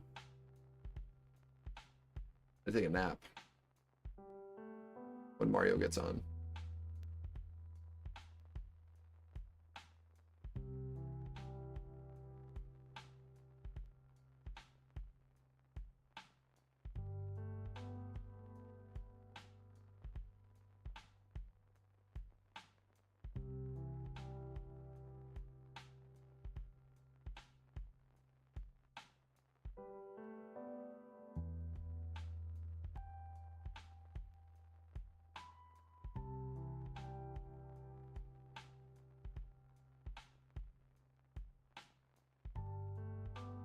Yeah, I was up pretty early for the Globex news stuff, just so I was prepared. So I'm pretty dead.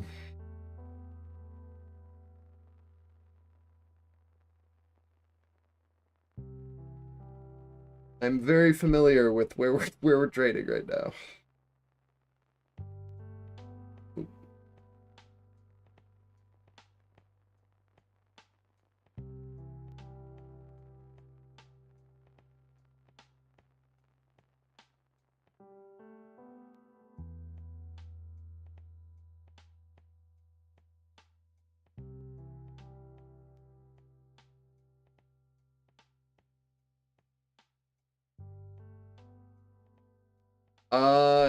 Yeah.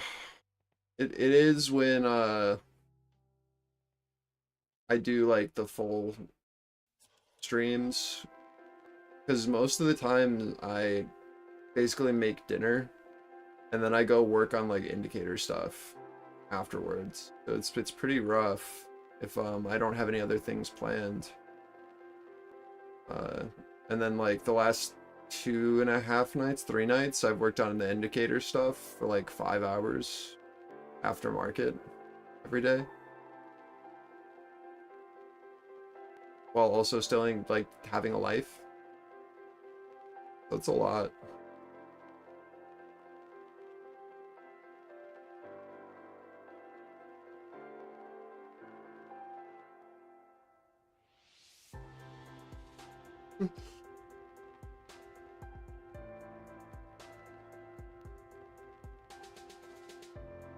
Peace type.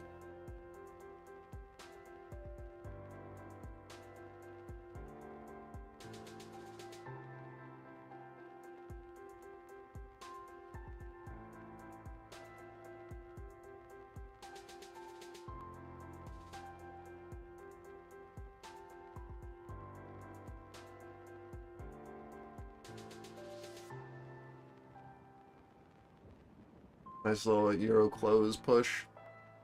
Get us over our Globex high here on ES.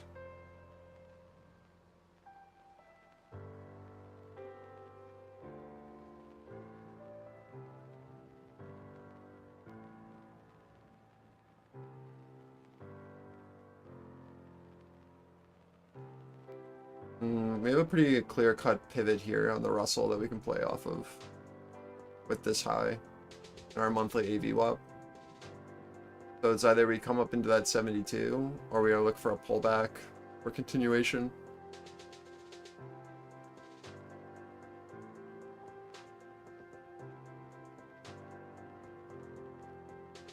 Great job, Cass.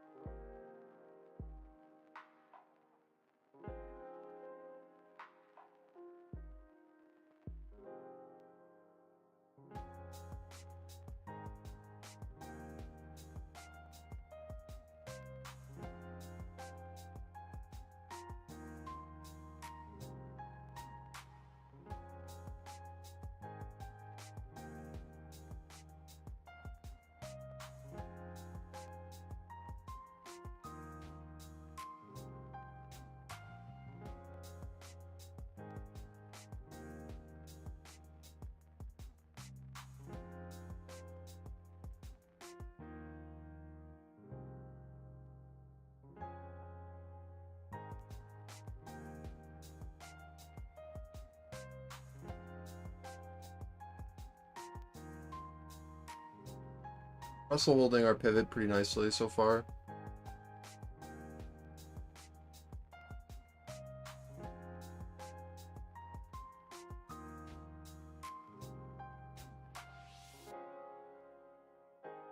Where we want to see that bounce.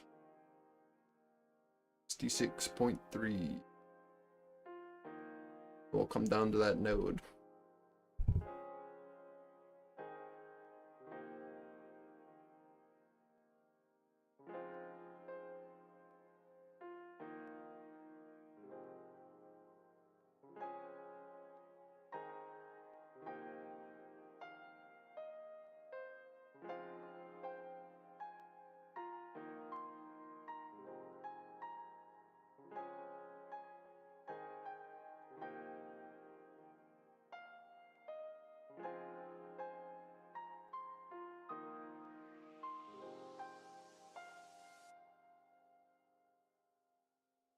Keep an eye on this tick divergence. Bearish tick divergence.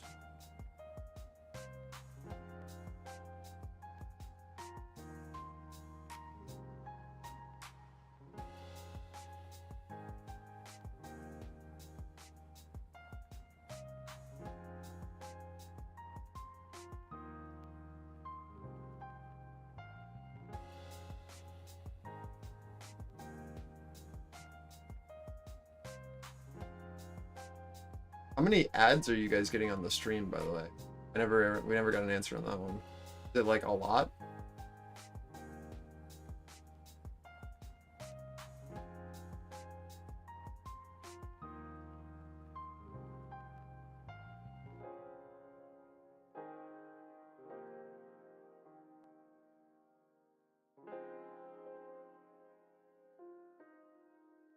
YouTube ads. Yeah, ad block, ad block. That's the first I've heard about it.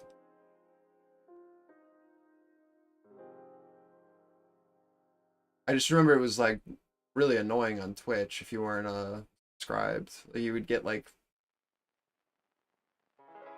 I don't know, 2-3 minute ads.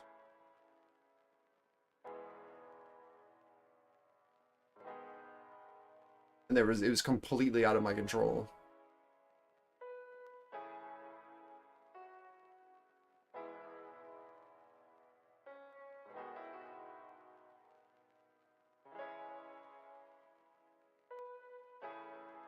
Yeah, true, man.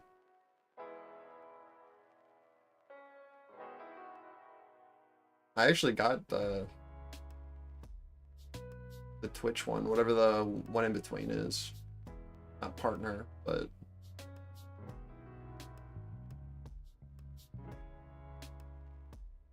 affiliate? I don't know.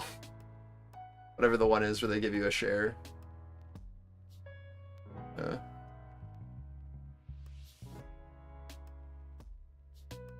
There was just no way we were gonna get partnered. I'd have to stream like with the concurrent, like I think it was like 150 concurrent viewers on stocks on Twitch. It was just not gonna happen. For like a month, like 3 months straight or something. I think that's what they wanted.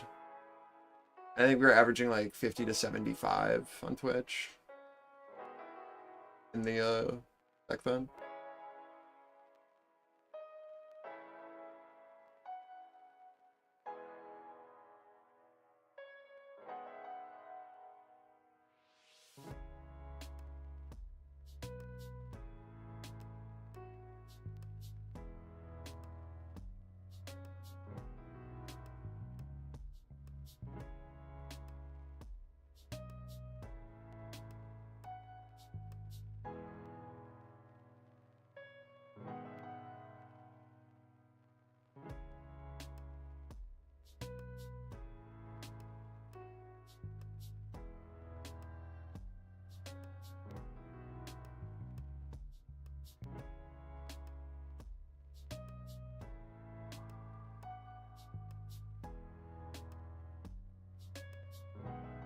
Sorry, I'm not really talking about the market. There's really not much to say. We're just like sideways and slow grinding up.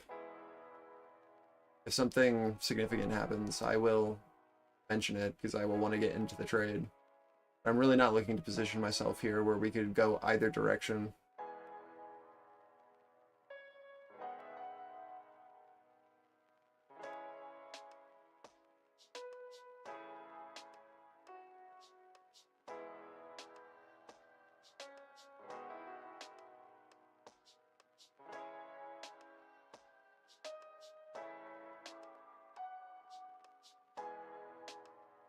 I was a lot more confident with the trades earlier when we had structure to play off of.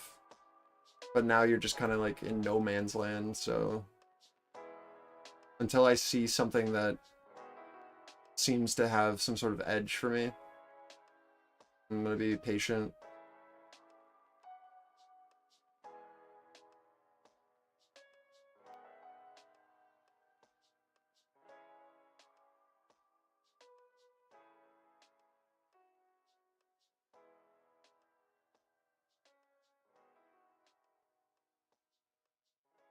Maybe by the time Mario gets here, we'll be at our coveted ES 5000.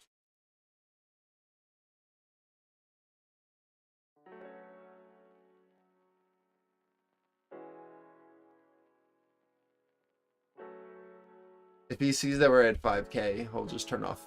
Well, he's gonna go play a video game. Pack it up.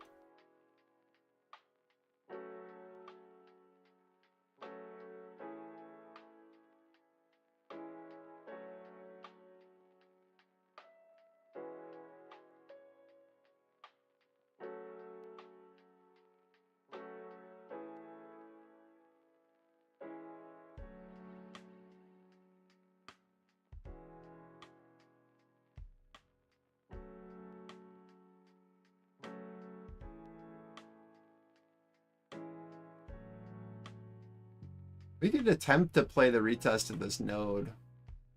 It feels so iffy. But that might be the only viable trade, unless we come down further, is to try to play off of the structure here at 69, 68.50. Yeah, so that's probably it.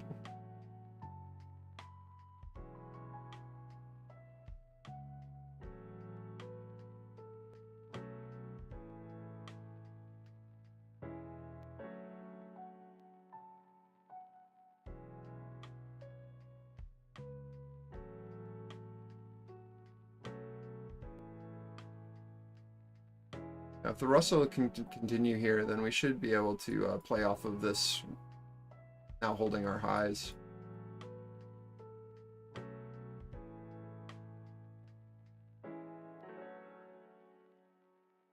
See how much they give us.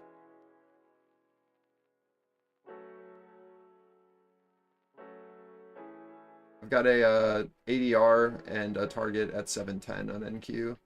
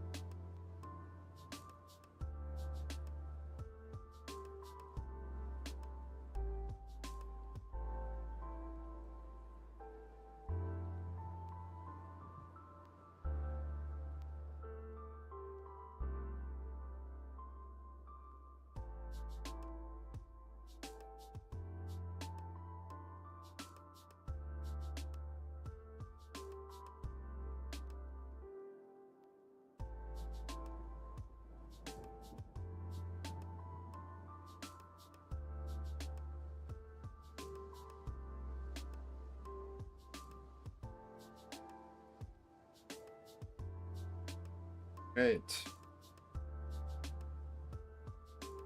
Approaching our 710 target here. See if we're gonna need to retest 9150 first, or if we can just like slow climb up.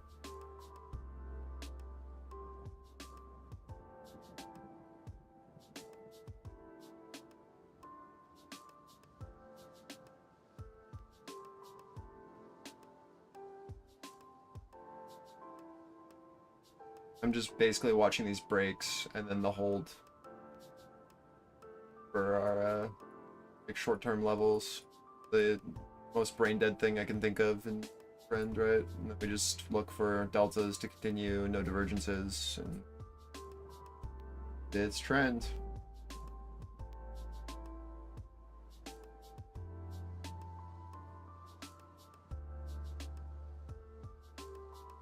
Got a node for a pullback, so.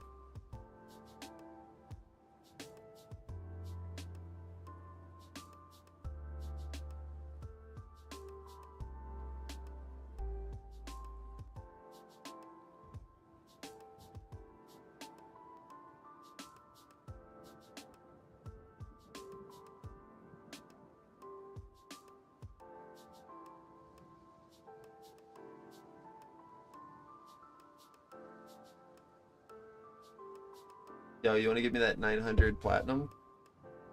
It's for a good cause.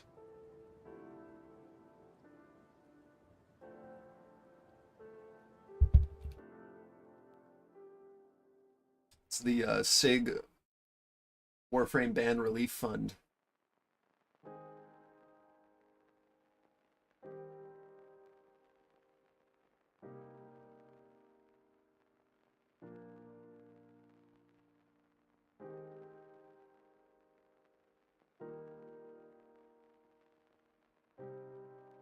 I think the biggest struggle for a lot of you who are still having, I mean, you're gonna forever have, it's gonna be a battle, right? This isn't something that like you can slack off at. Like you have, like the market doesn't care, right?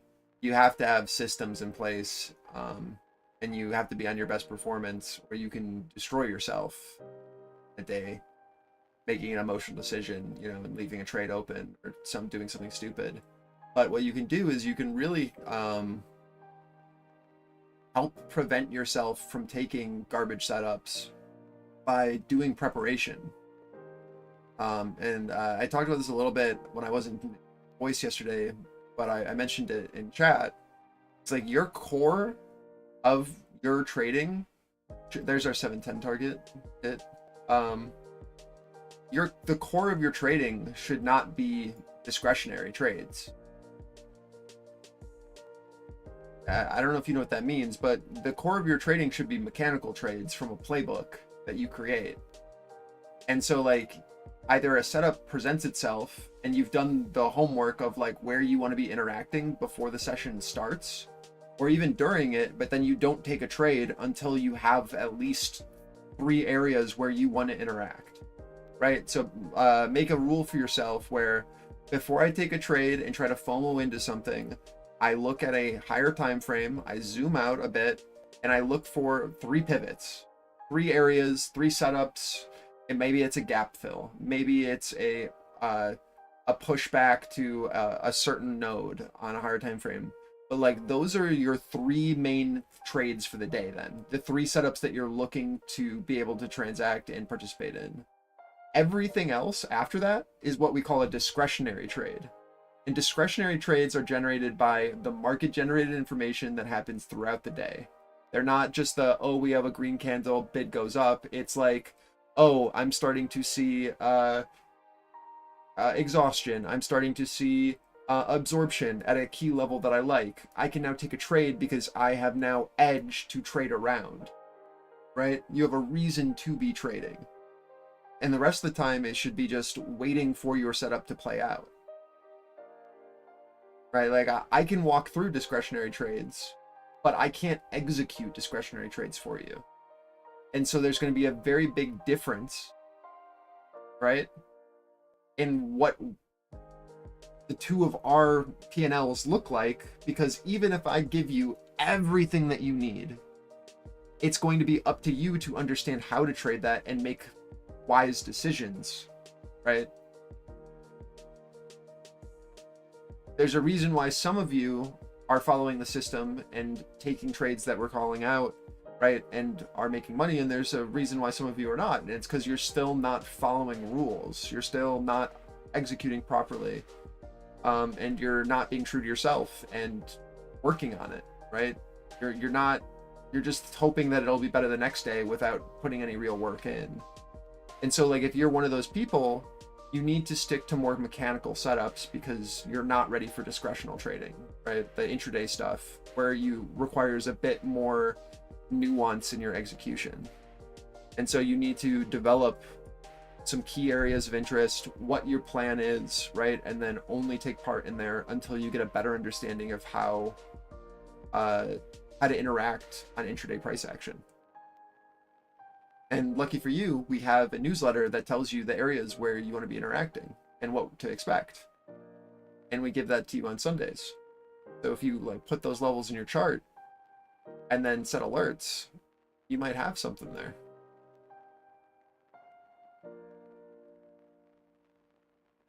But you'll have a much better experience doing that because now you have a trade plan, you have an understanding of why you want that set up, what you're looking for, right? It's a lot less stress.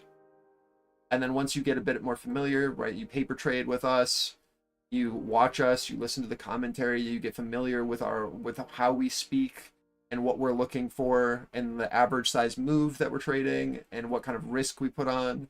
Then once you're comfortable and understand how to execute, then you can start doing the discretionary intraday trades. But you have to understand why we're taking trades and what the reasoning is and what we're looking for before, or you're going to really struggle. There's your SIG rant for the day. And know yourself, right?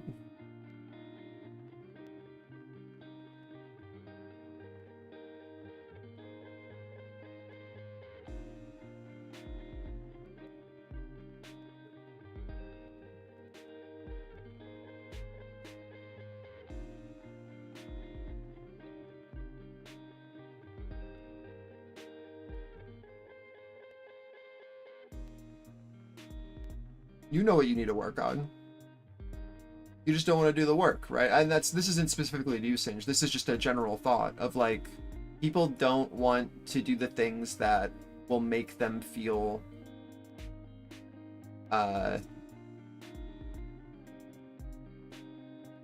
fragile, I guess is a good word to put it, right? Like they don't want to have to go in and deal with the problems that are actually affecting you.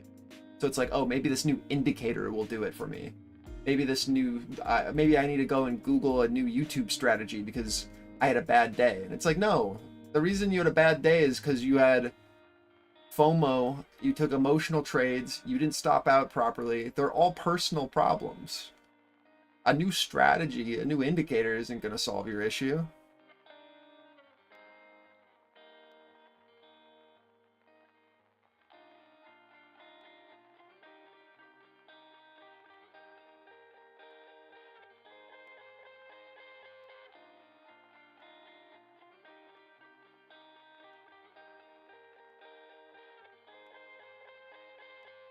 Oh, I know. I'm sure you are, Singe. But there's a thing that I talk about all the time. It's like practice with intent, right? So if you don't know the intent of what you should be doing, right, you're gonna have a really hard time and you're gonna burn out because you're putting in all this work and you're not seeing a payout immediately, and your goals might be a little too large. That's all I'm getting at. You might need to break things down a bit and work on a specific thing, a specific part of a system, and really just focus in on that one area with intent, right? Instead of trying to do all of this stuff at once and do this all encompassing, right? So you focus on one mechanical setup, right? Where you've done the market prep, you know what you're looking for, you're looking to exercise in an area, right? Now you have something that you can really truly work on and Treasury see progress on, instead of trying to scalp, try to take higher time frame trades, try to do X, Y, and Z, still playing options. I don't know what you're doing, right? But like, it's too much. Like, and if your goal's like, I need to make X amount of money, you just got to break it down a little bit further so that you can give yourself those little dopamine hits and still feel like you're accomplishing something and see progress in the short term to give you motivation to do more for the long term. Your goals are too overarching, right? Like, you're going to burn out because you're not going to see the progress right away.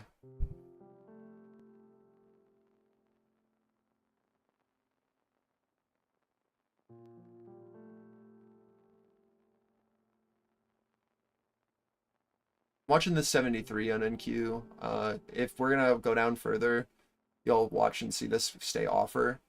For a look above, I need to see 73 become supportive for any sort of upside. This is Russell VWAP, so it's an important area for me. And it's, yeah, I mean, that's really it.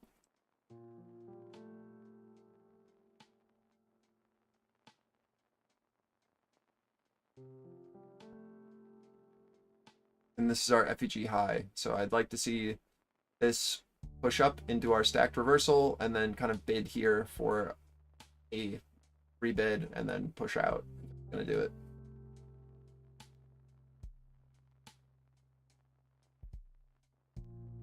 Yeah, and that's like something that you and I can work on in DMs together, right? If you need help. And we also have the trade reviews channel where there are people that are more than happy to help and talk about this kind of stuff. But having someone as an accountability partner can do so much for you. And I mean, Mario and I are more than happy to always talk as well. But it's the first thing you have to do is be honest with yourself, which is the hardest thing, because it'll hurt your ego and it's going to be tough. But it's like, what you're not going to find out what you need to work on until you journal your trades and see why they were terrible, right? There's going to be a common denominator. And no one wants to journal their trades. Not a single person.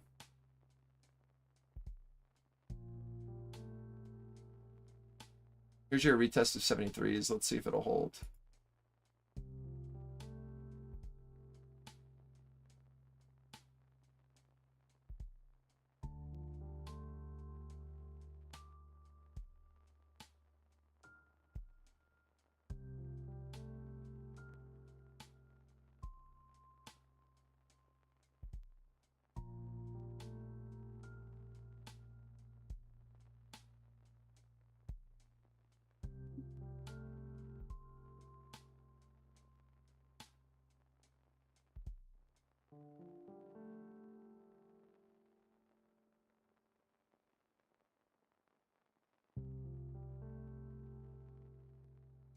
Doesn't look great.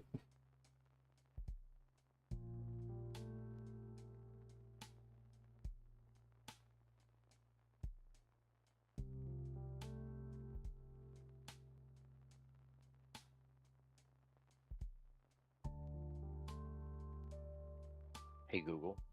Whoops. Rotate him.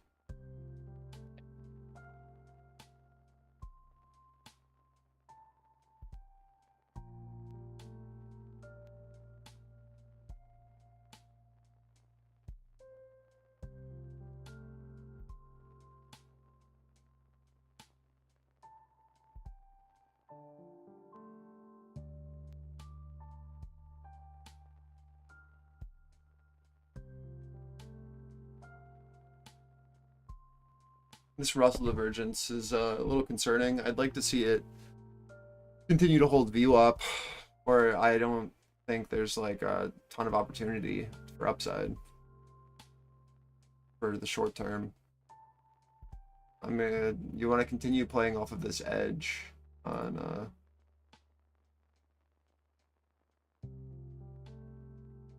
ESNQ, but if these become resistance, right, then you have the ability to come down to this lower edge.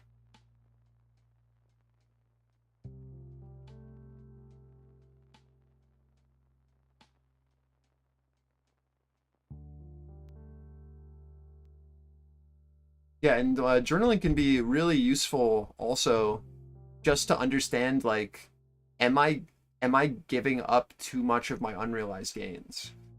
Are there trades where I took profit too early, where I could have held and then looked to actually have added more? Did it make sense? Did things invalidate a setup that told me that, you know, something was going to be a problem? Like we were going to be selling off? Were we in a solid trend? Is there something that I could have looked at where it'd have been like, oh yeah, this is something that instead of taking profit right away, I could have moved up my stop and then looked for to add to a position, or I got out at the first risk off. Now, where could I Treasury have looked 2-year to get yield gotten back rises in? 20 Right? basis points on Like the these day are the to things that journaling really 4.4%. helps with, to understand like where you're giving back some of your gains on both sides, your winners and your losers. It's super important to just understand how to build an efficient system, because until you have an efficient system, you're gonna really struggle because your win rate's not going to be great.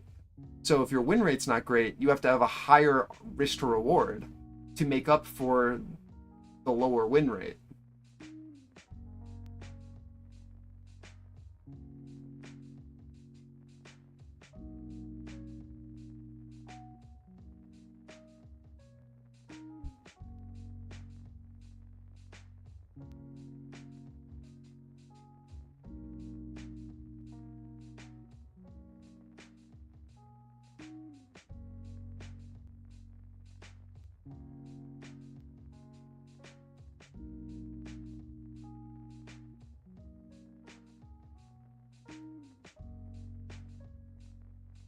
But it's like one thing to know that, and then it's another thing to like actually see what your average trade's risk to reward is, right? And like understand like the areas where you're putting risk on and being like, okay, well, if I'm going to continue to treat this trade and I'm going to continue to have X amounts of, my stop at X level, like what do I need to have as a win rate for this trade to actually make money? Like that's a real thing. Like you're gonna have to be able to calculate that, because if your expectancy is like $40, right, and you have a 40% win rate, and you're like, it's going to be very different than someone whose expectancy is $200 or $300 with a 40% win rate.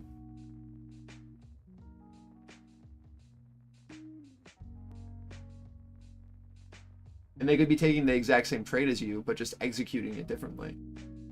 Like on the closing side.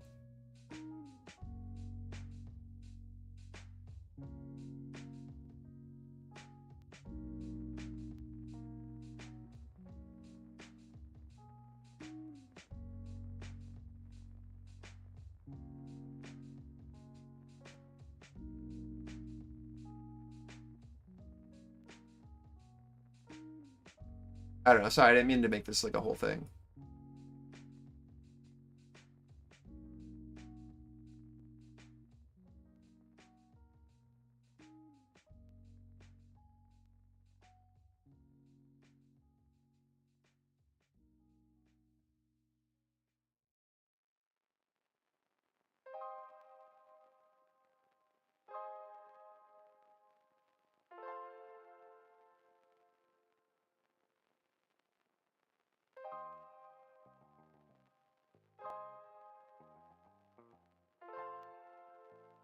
It's just a mindset.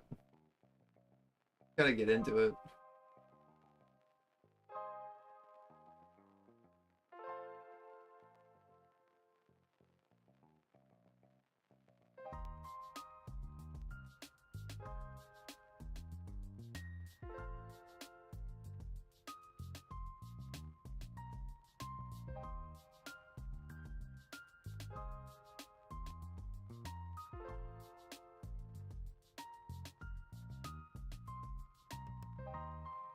We're waiting for the Russell to find this low before anything else is actionable.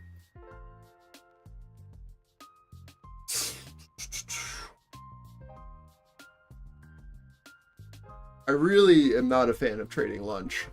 It just doesn't feel great. I like the mornings because we have structure to play off of. We have volume and volatility. Midday feels like ass. End of day, there's at least some trades because volume comes back, volatility comes back. Midday is just garbage.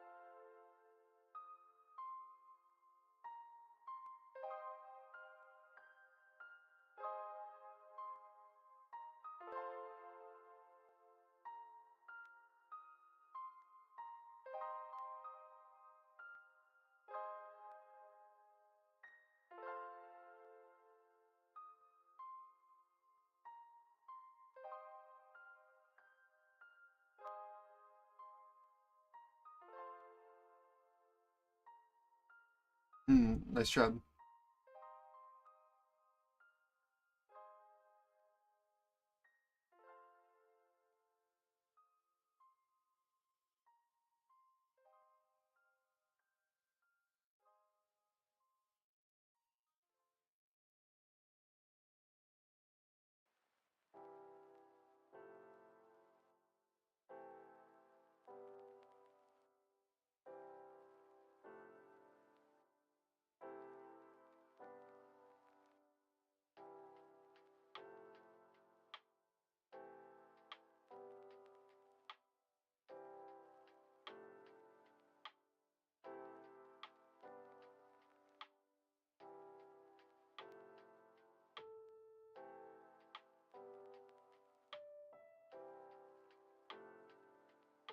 Back to our 0 and tick.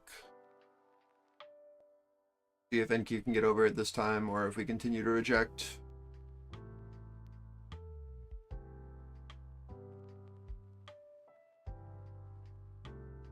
Oh, nice. Glad. How much do they run you?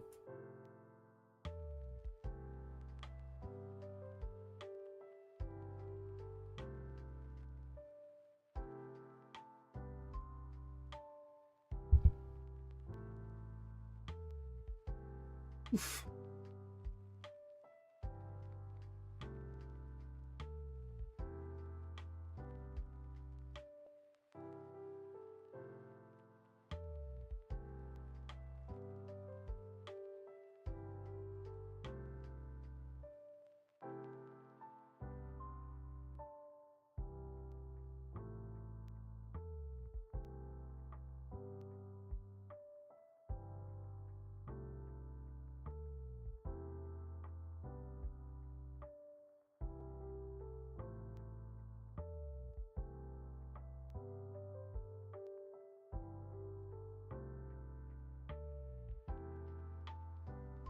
I would really like for ES to be able to make 73 supportive, where this is just going to be where your offer is, right?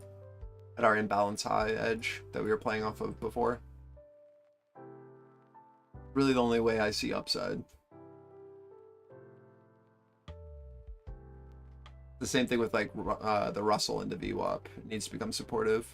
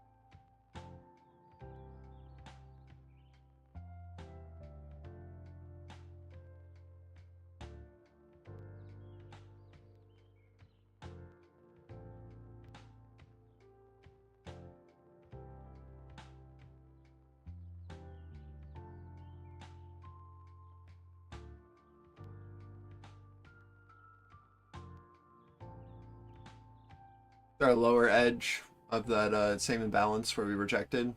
So see if there's any people who want to initiate here, or if this is going to just run it through, or a push back down to Globex low or something like that. We'll have to see.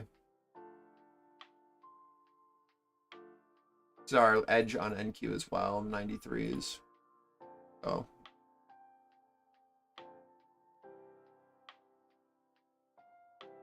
It holds, or if we'll go for that structural fill. That'd bring you back down to like 74s on NQ if this 93 doesn't hold.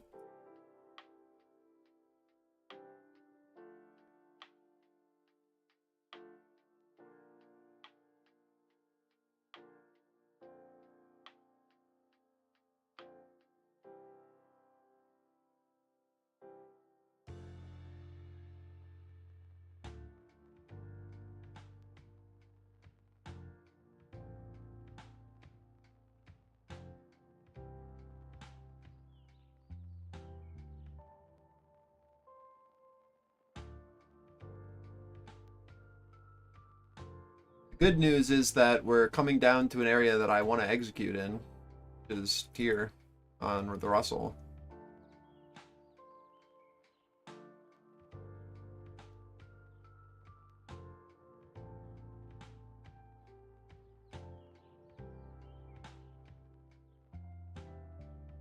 '93 is holding so far. There's only a risk off into 710s until they become supportive.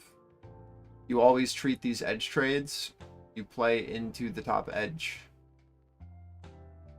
There's no more until that edge becomes supportive on a retest. Expect an offer to be sitting there.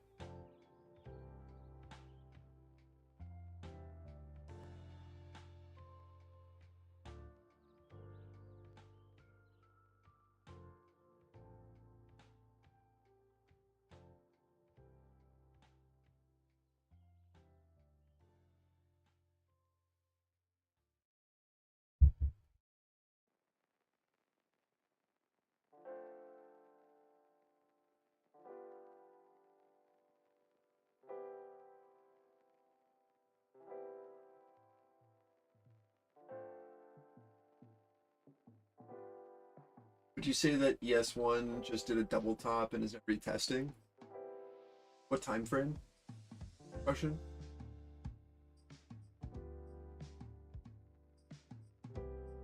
You're just talking about the 7250?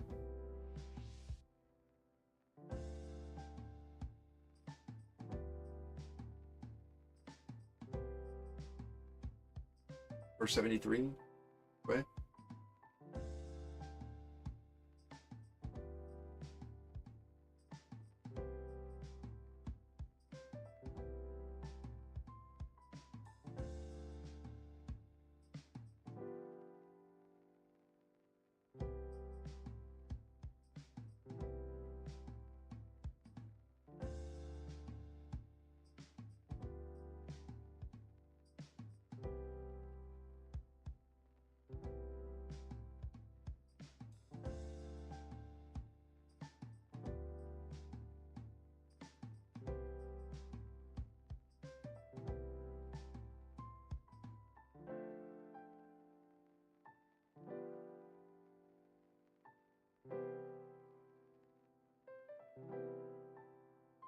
Yeah, I think yes, that is. Saw a poop bucket, didn't you? Understandable.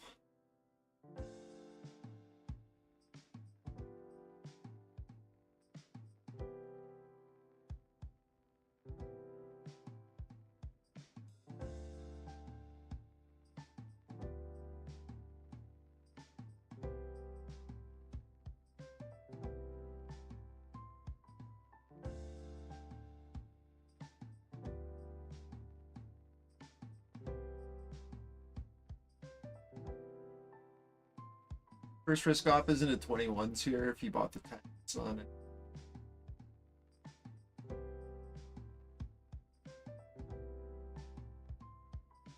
See NQ be able to make a new high here.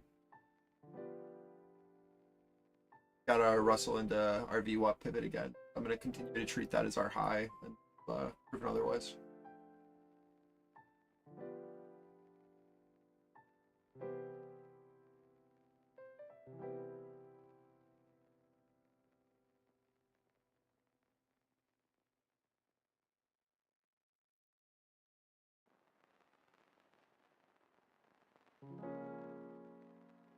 I had to delete this. This can now become, this level is still valid for both.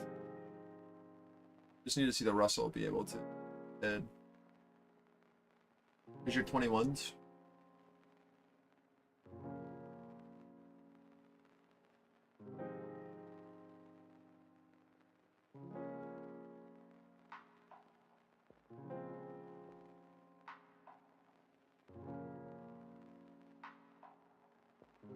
Yeah, we do at 0 tick here. Surely we break it this time.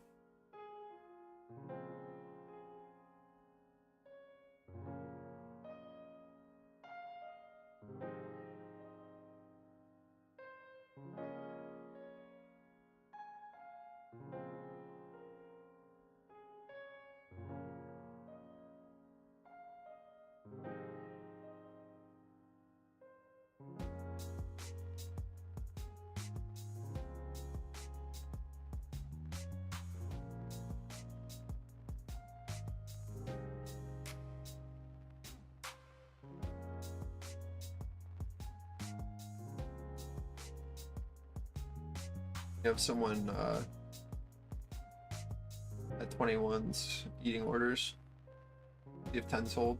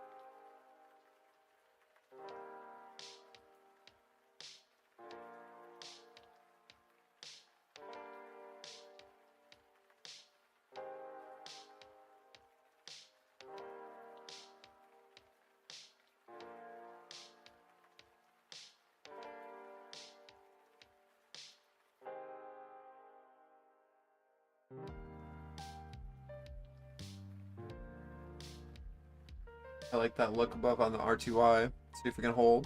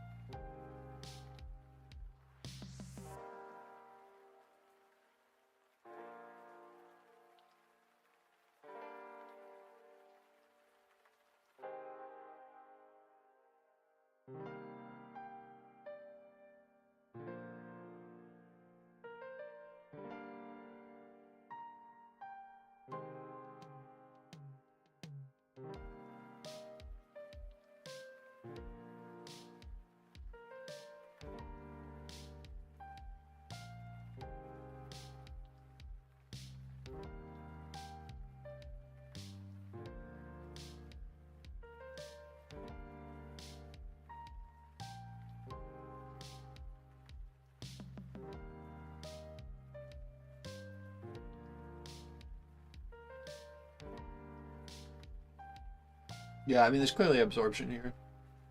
Around 75. Just gotta get over it. Or, well, come back down probably for liquidity into 704.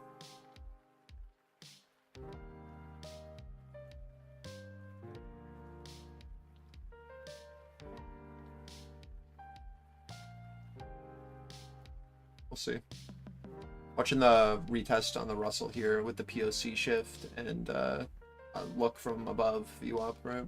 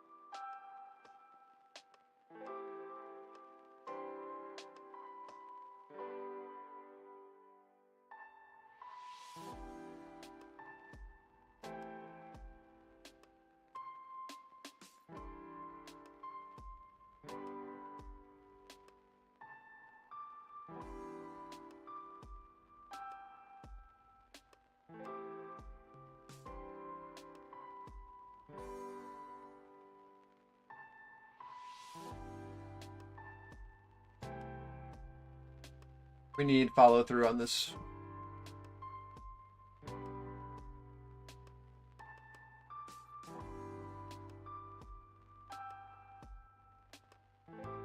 Watch the Russells. We're into value here. Got our break, but we need continuation now. We can punish this guy who's trying to absorb all that.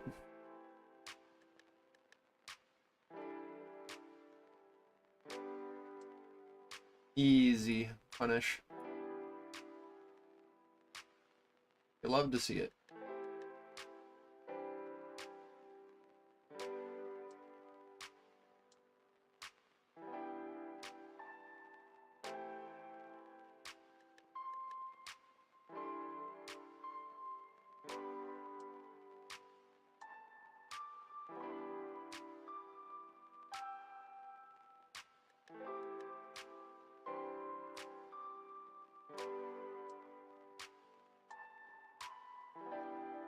Do you guys get what I was looking for there? We got our push into the Russell from the other side. We then bid off of what was our resistance for the push up to give us our bounce. We saw the absorption here. The way you can see absorption if you don't have like footprint or something like that, you can just look at your delta. You're able to hold the higher lows with delta pushing the lower lows without any movement down, right? Just consolidating sideways. After I saw absorption at the first test, we retest into it, and then I'm looking at this as our catalyst with our 0 tick holding. So it gives me a reason to want to play, and you can just play off of that. You can also see absorption by just seeing how much volume is being exchanged in a very small area, right? We can build out of this huge node. And then as soon as Delta was able to push over this most recent high, that confirmed that this wasn't going to be exhaustive and it was going to be a squeeze for me. And you play it up. All right, I'm out of that trade. Now we look for continuation for the next setup. Reason I'm out of it is because this is value high or Russell. Look for a pullback. Great job, Adrian.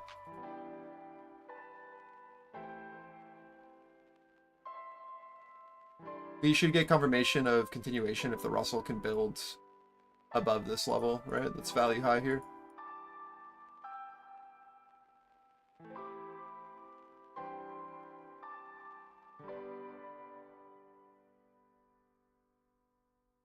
We just created some gaps off of squeezing that idiot.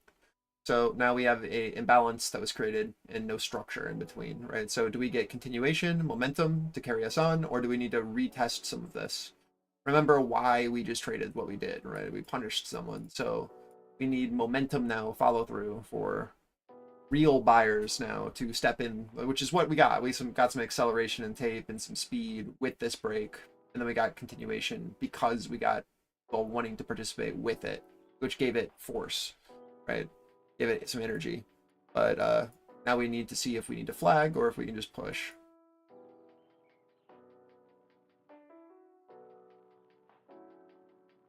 How many trades have I taken today? Let me check, man. I've taken 6 trades on this account. In the morning, I took like probably 8 trades, but 2 contracts each. Same area.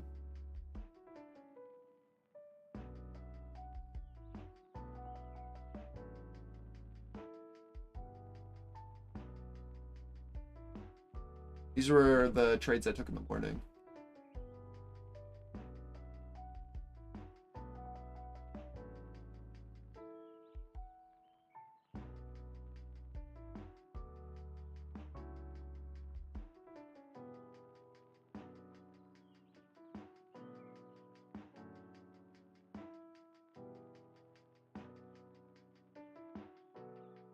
Great job, Kolsky.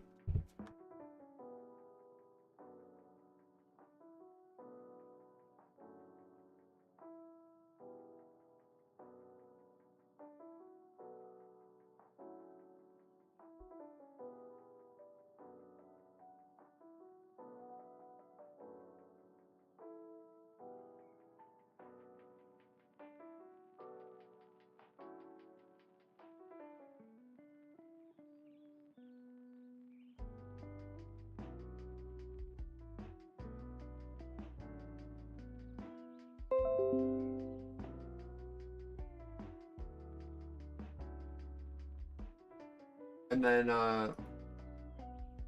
that last trade I just took was singular contract on a few.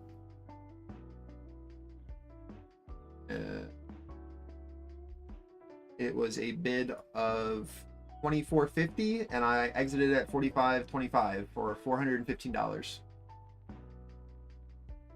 2-minute trade. Understanding our setup, taking a discretional trade after I saw a potential position based off of actual edge, right? Waiting for a setup.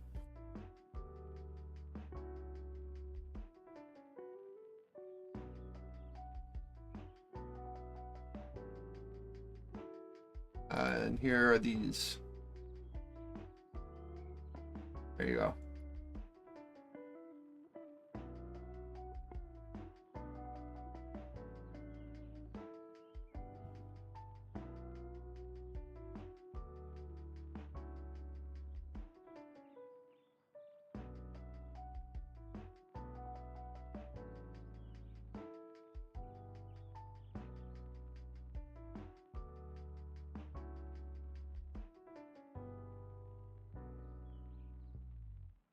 Now we just figure out how much of this garbage we need to retrace.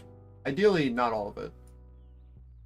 I'm gonna be relying on the Russell mostly to let me know.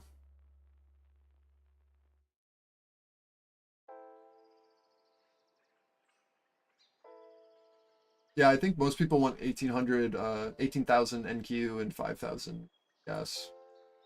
Oh, those are probably our levels.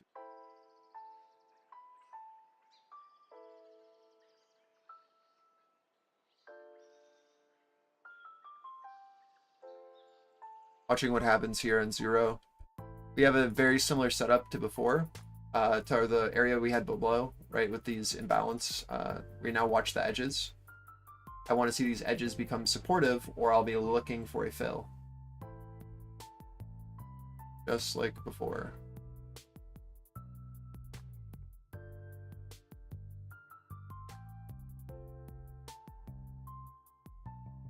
Want to look for look above and then a rebid off of this node, this edge, where you have potential for to come down this node.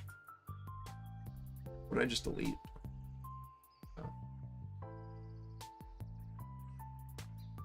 Russell has decent momentum here. See what happens.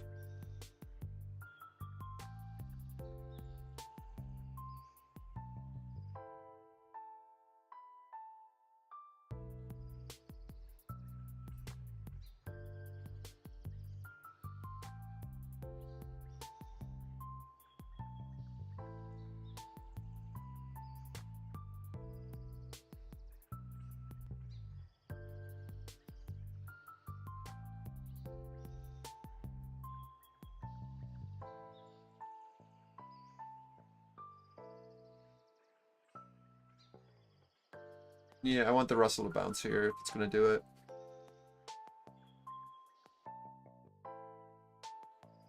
This one feels a bit more iffy, I'm not going to lie. With where we are in tick. I need to see it lift, like, immediately.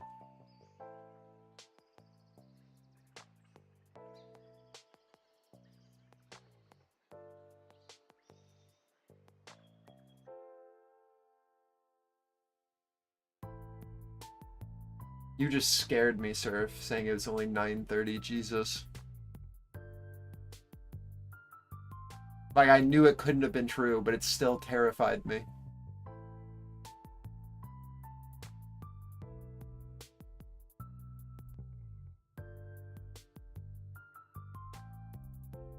The S&P 500 extends gains, last up 1.11%.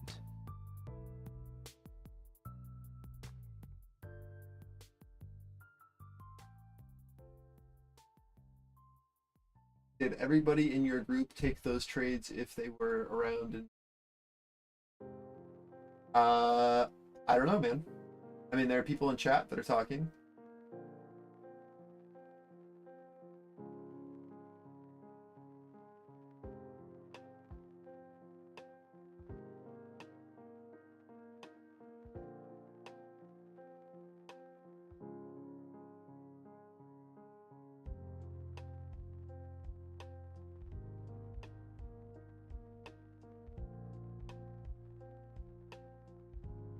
They're answering yes.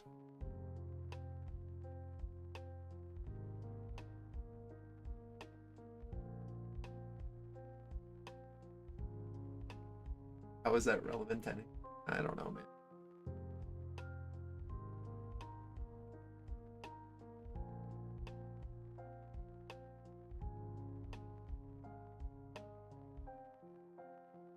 Man's curious. Probably just wants to know if it's actionable, right? That would be my guess. Which you guys can go in the YouTube chat and tell them if it's actionable or not.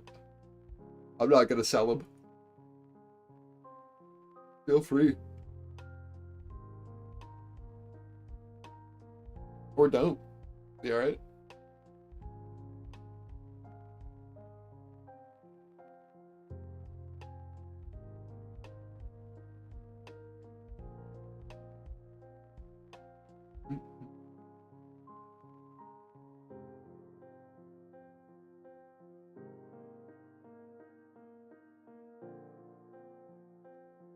So far holding our edge, not bad. Russell's still holding. I need to see a bit more for this to be convincing, though. Not really getting the movement I would want on Delta for a push to retest highs. But we are holding 0 and tick. It's just kind of like letting me know it's not ready yet.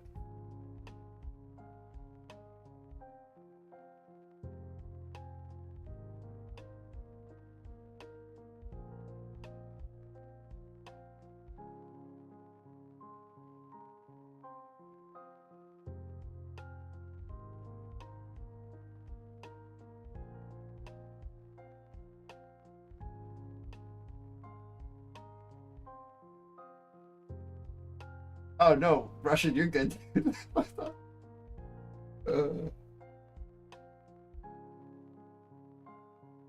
yeah, like I told you last time. It's free 3 days a week, right, for the morning session. So like, take your time. See if it's for you.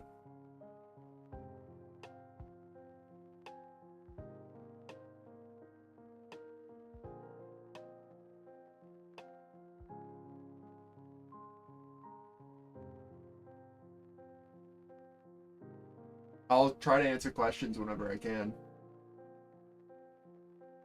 But I also trade in here, so they're definitely secondary for me. I don't know about this edge. Again, like with tick the way it's looking and delta the way it's looking, we now need to see like failure at the lows for. What we want to see is this delta pushing down is fine as long as we hold a higher low here, because then you can have it can be playable back up actually. But we need to see the bounce and the ability to hold the higher low.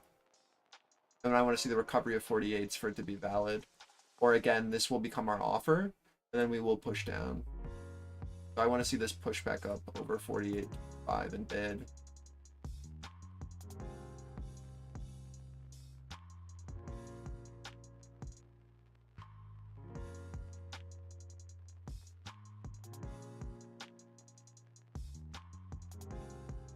It's just really hard with the weakness on NQ, or sorry, on RTY.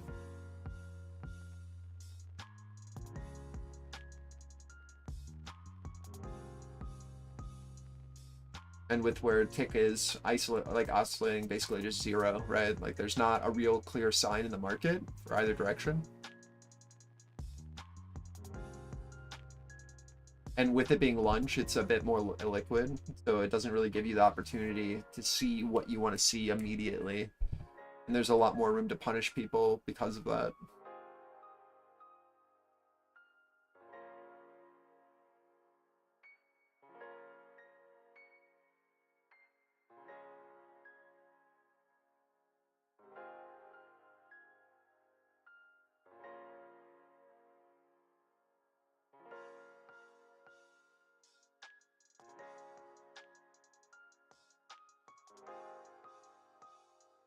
This is halfway of our structure here now on the fill. There's the rest of your structural fill. This is where you want to see a bid if it's going to step in. 21s. I'd wait. Is our risky trying to buy this? But this is definitely a first risk off if you took the re-offer and push down, right? This is where we want to see buyers step in. They don't need to.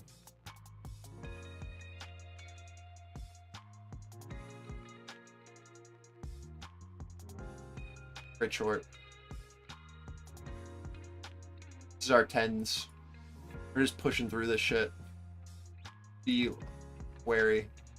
Wait for the Russell to come down and show that VWAP's supportive and your POC is supportive here.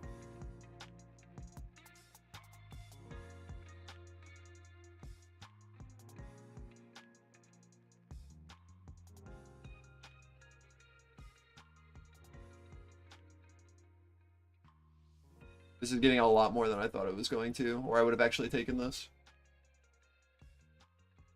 We saw the divergence at the highs. That was quite the sell.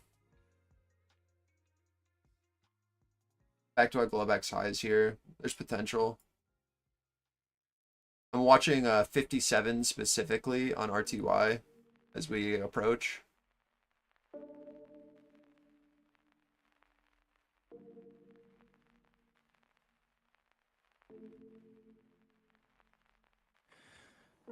The Qatari Prime Minister discussed with Guterres efforts to end the fighting in Gaza and release hostages and support humanitarian operations. That's according to Dujarric.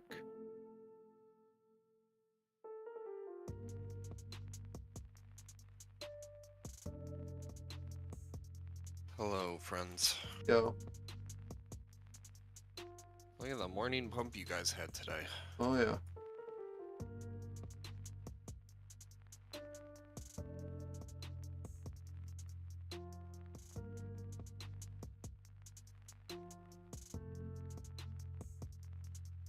All right, let's watch Russell into this pivot. I'd want to see an immediate bounce if it was going to do it.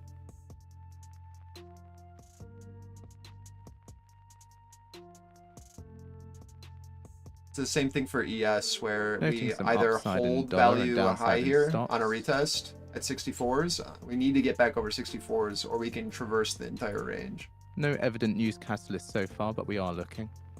Any better? Yeah.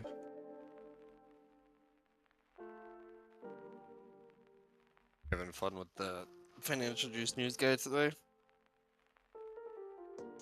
Yeah. Does not know what's going on. I mean, no, this is the first time where he's said that, I don't know. but it'd be nice to know what was going on because of it, you know? I'm just watching this 60 on ES, this 60 to 74, and yeah, that's it. Either we now hold our Globex highs and our values as resistance, or we can push back over and we retrace some of this. We'll have to see if there's support for this continuation down. So far, it looks like there is.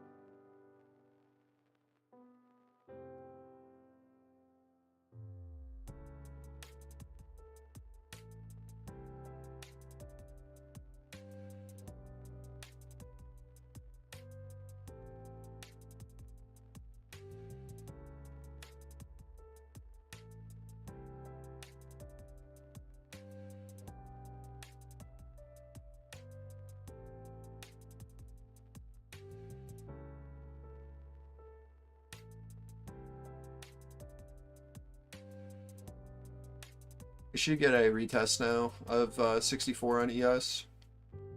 If yeah, I mean, we should. We just filled supply, so let's see what this pullback brings. If the buyer steps in to sustain this, then there could be potential back up to 72s. Just have to watch.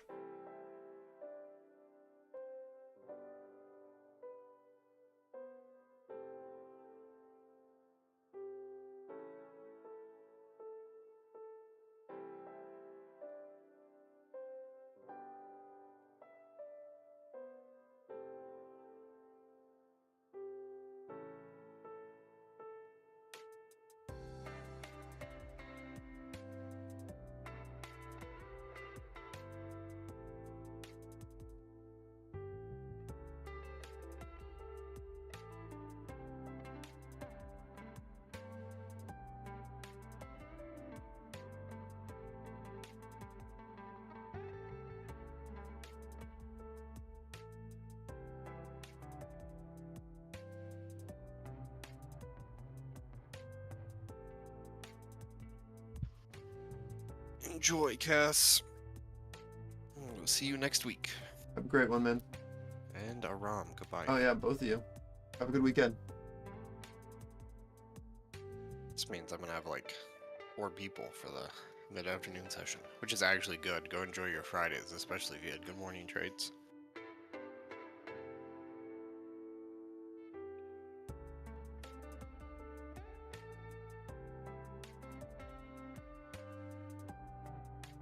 Just watching this 64 rebid on ES, literally it, and our opening range high retest on Russell.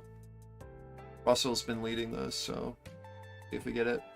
At 1 p.m. Eastern Time, we get our weekly US Baker Hughes data, oil rig count prior 499, and total rig count prior 621. So weak, so Jesus.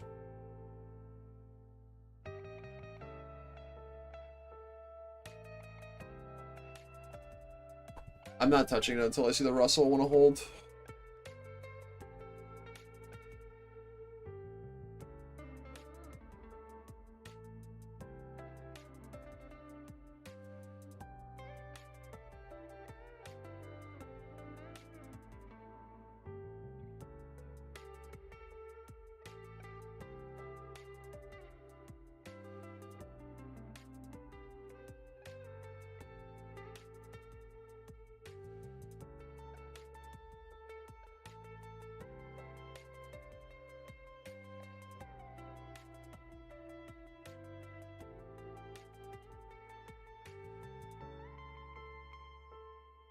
It's interesting how kind of like thin the book is here. It's not like super thin, but relatively speaking, like compared to yesterday and stuff. You had a lot of news pre-market. Yeah.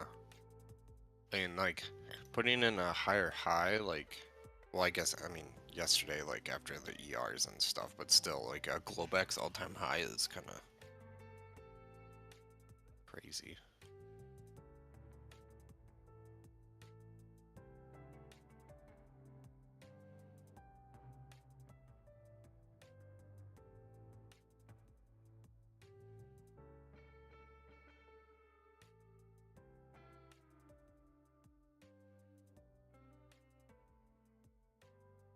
I need us over this 64. This is just down.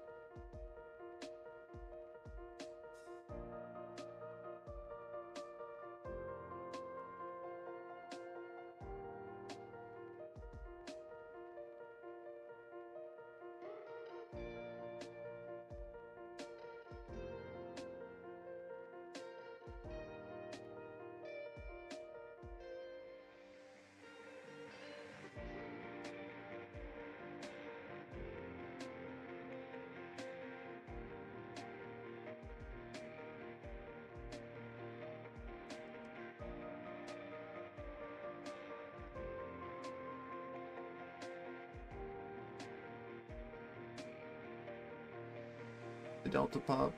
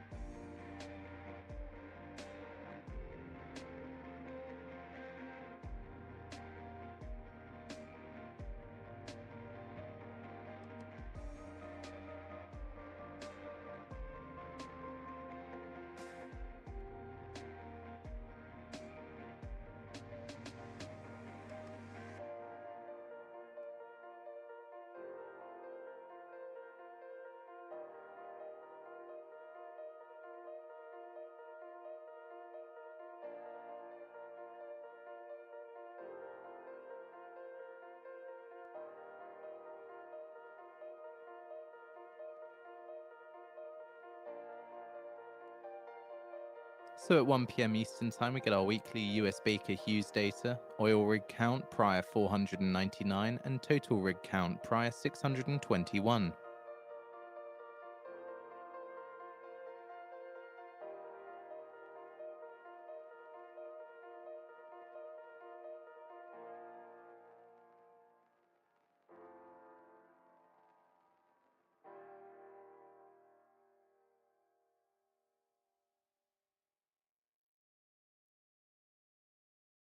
Okay, not terrible.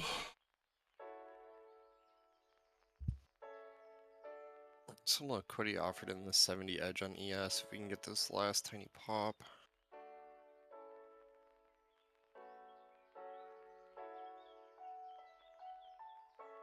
Through structure. Yeah, I need to see the Russell hold ORH. Yeah.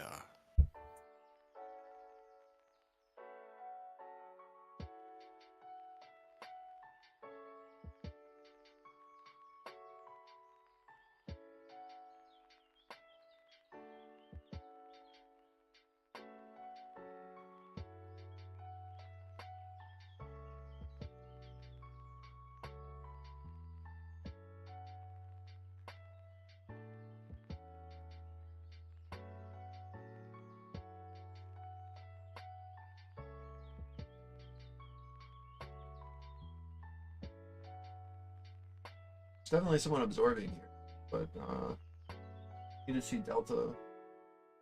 Sorry, we need to see price. We need to be able to push over this high here. I've already pushed over on delta. So you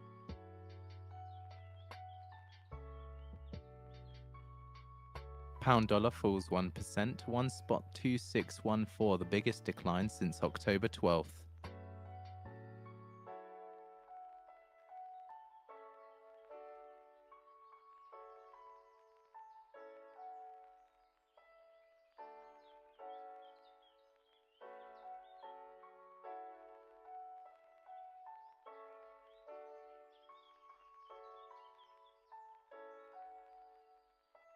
bid ORH here.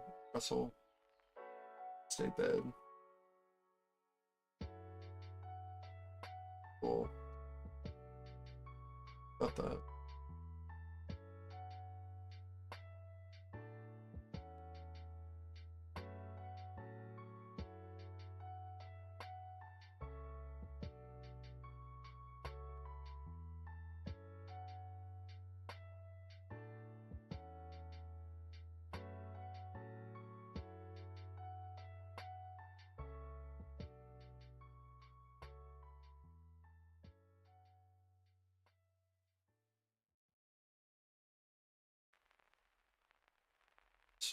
Oh yeah. Shortly expecting the US Baker Hughes data, I'll lead with the oil rig count. 7250 target for US off the 64. Don't look for an exact number. Stops up. Blah, blah, yada yada.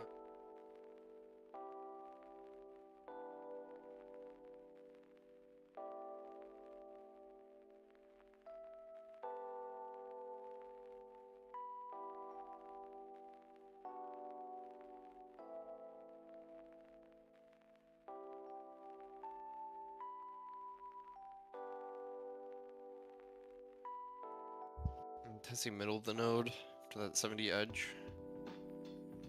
Obviously, you can see structures here as well.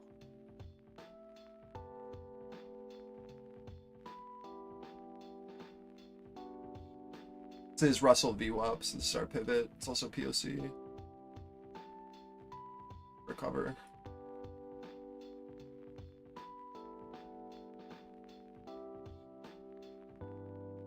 ADR on EF as well. Secondary target here. I want to see this node become supportive on 2175. I want to look above.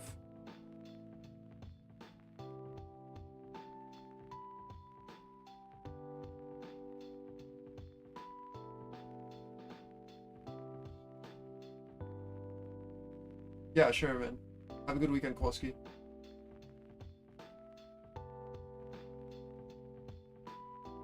Nice, Gav. Did it feel good? You feel confident?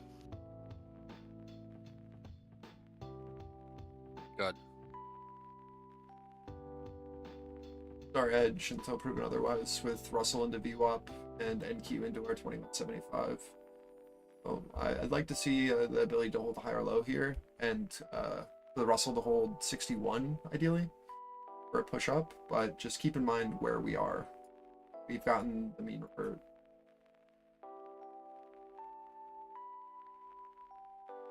Now we need people to care. Continue. Actually need participant that won it. We get the hold with our 22. You.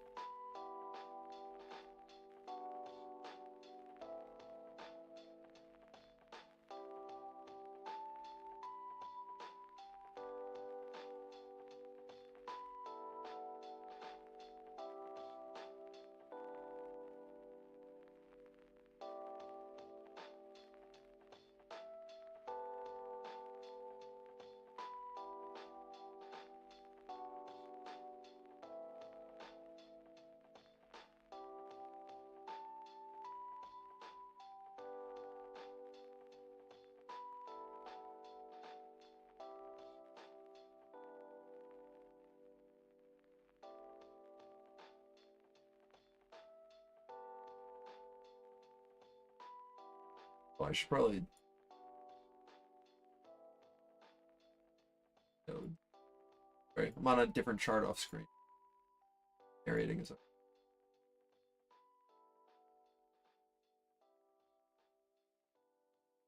Total rigs 619, 619. Oil rigs 499, 499, which is unchanged from the prior read.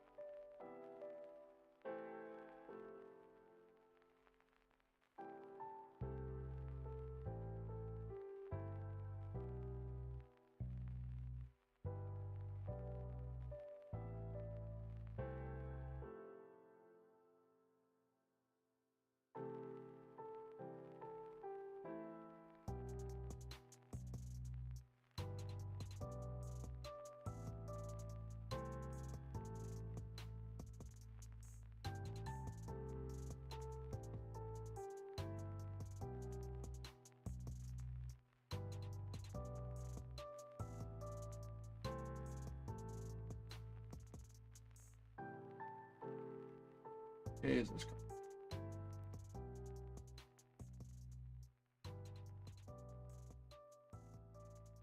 I'm just 79. Yeah, 40 is for NQ. 40 and then 50. I just don't know which edge is gonna get this holds.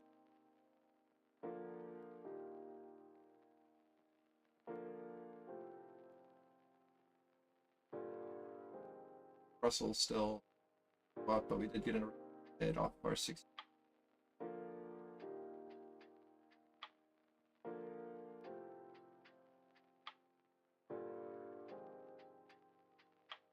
Was a thing. Can't remember the last time I had an Oreo.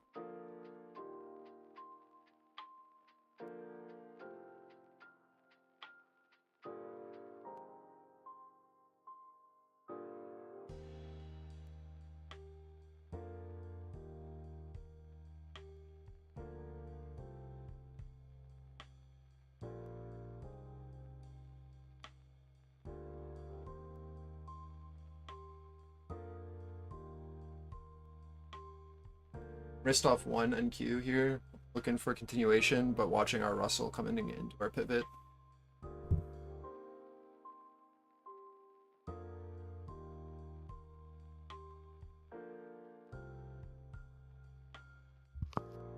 That buy side liquidity got raised into 78 and then just pulled. So we'll see if it comes over spread or what happens here.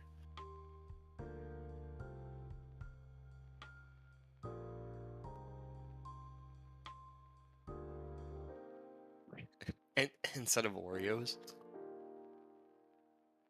Surely Tide Pods and Oreos are the same thing, right?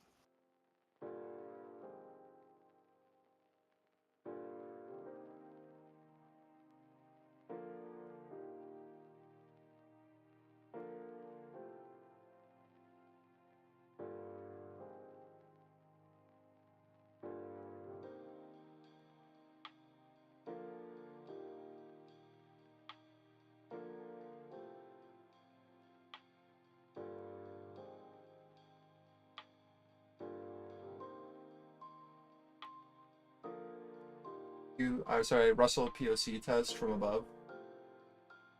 Looking for a bid to step in. Fire.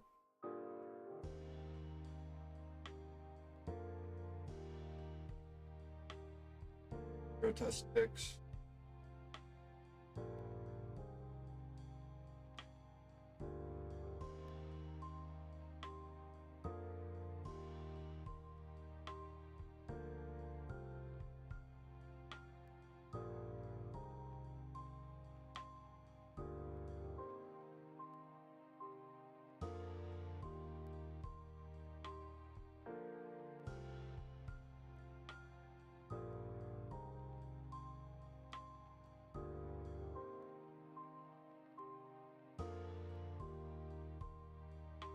Not ready.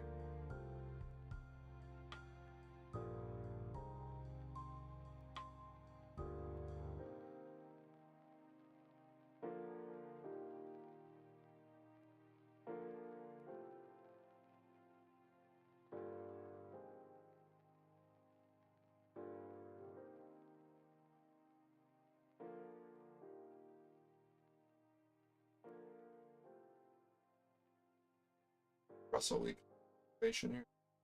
Again, back to ORH, sort of, or you inverse the play back to 90s on it.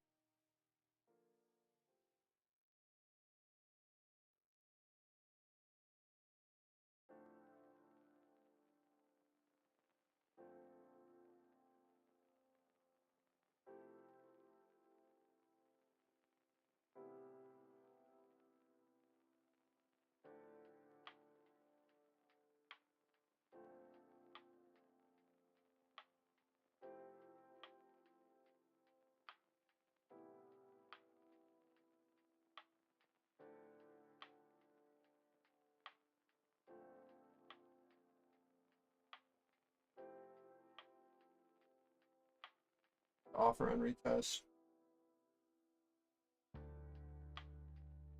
Play over again.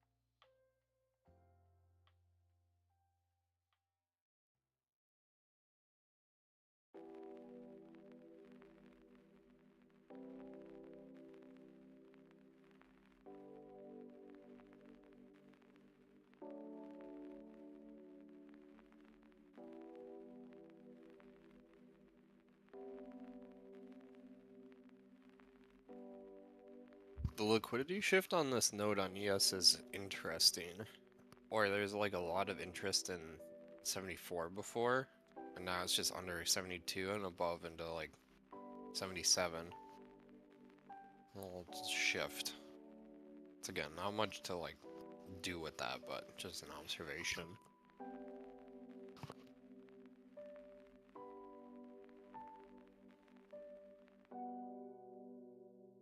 What is even going on in that photo?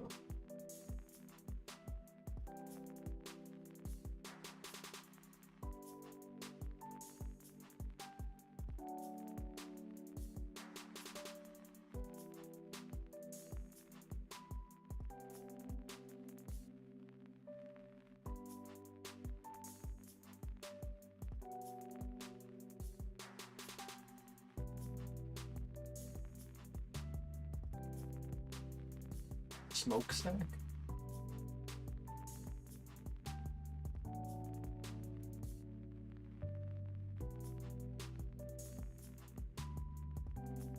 I'm a terrible Ohioan.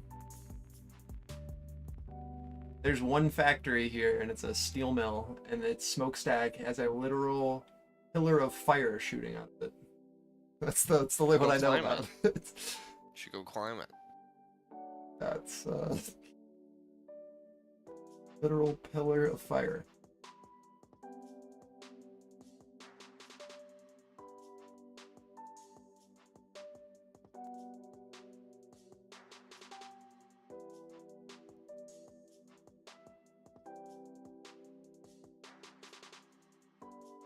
I don't know. I tend to be slightly bull leaning with the POC shift to 74s until we are below them.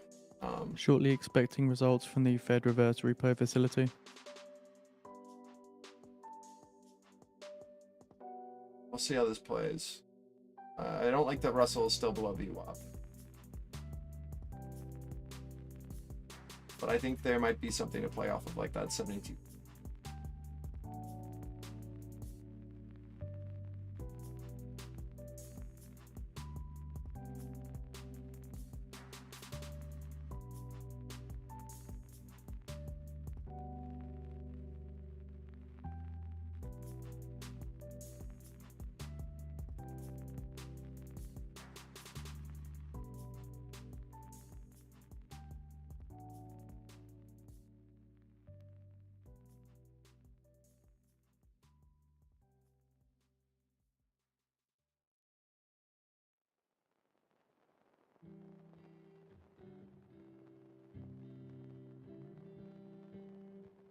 $80 counterparties take $513.422 billion dollars at the Fed reverse repo operation.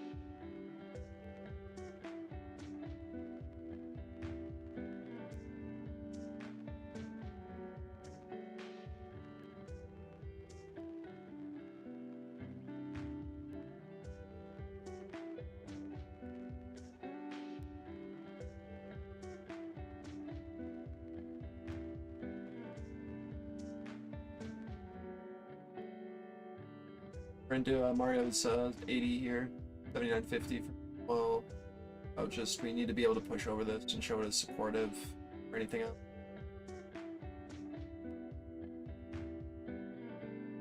God, that took way too long. This is Russell pivot, value high.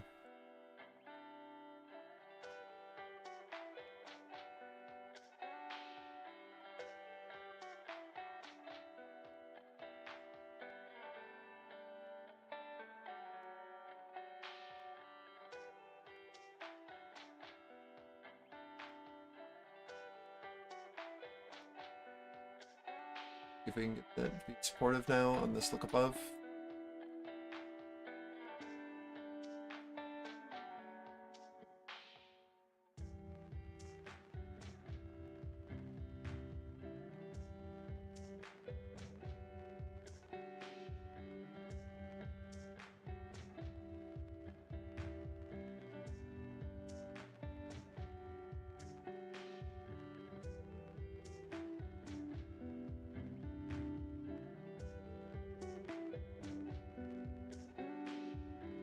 I get some speed.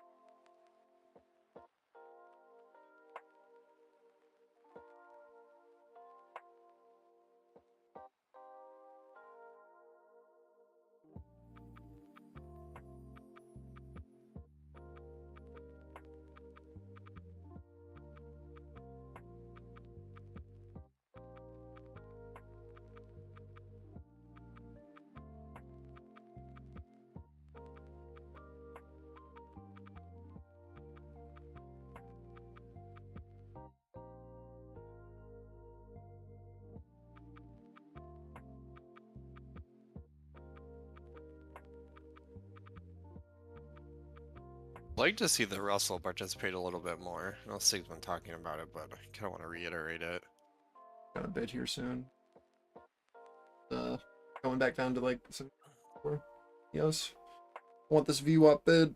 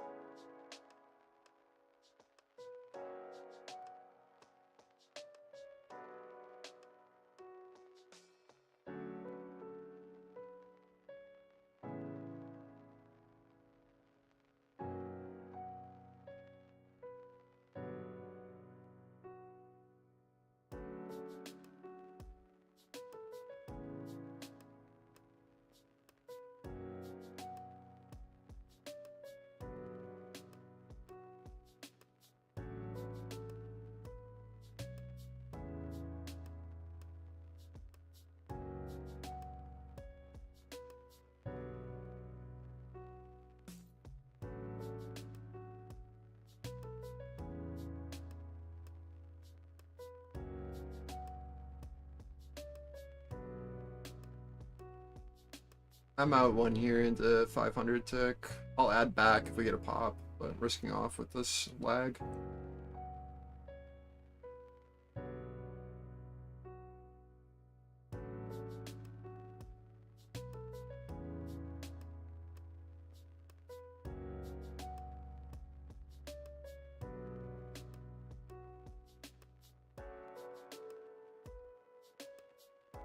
In an ideal world, we'll get a secondary entry with the Russell reaching over here and then rebidding off of it. So, not too worried about adding. It looks good. Play off of the node.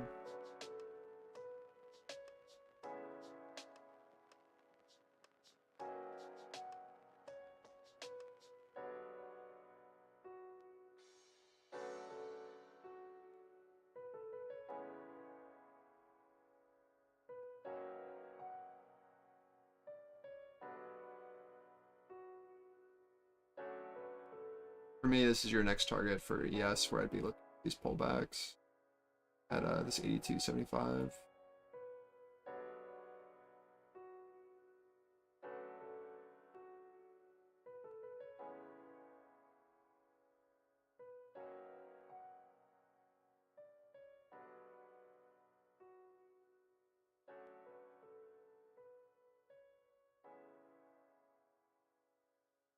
This is where I'd like to see the Russell show that it wants to be supportive on this breakout.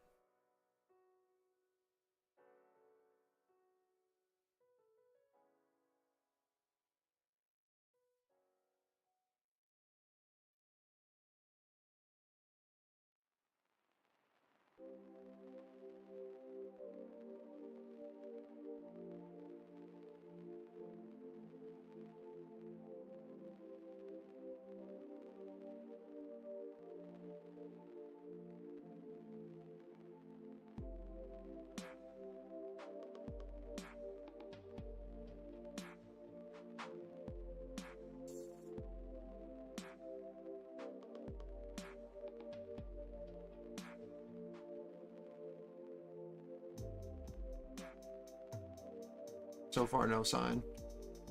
Got I wrist off. Hey, try again.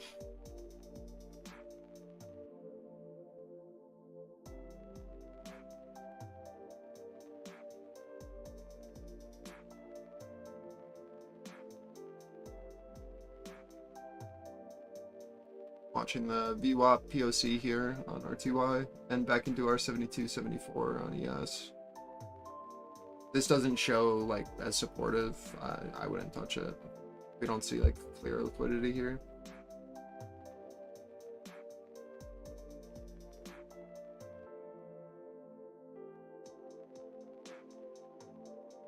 Much potential to punish people off of a value high retest, then a push down. Once again, it's crazy how thin it gets. Yeah.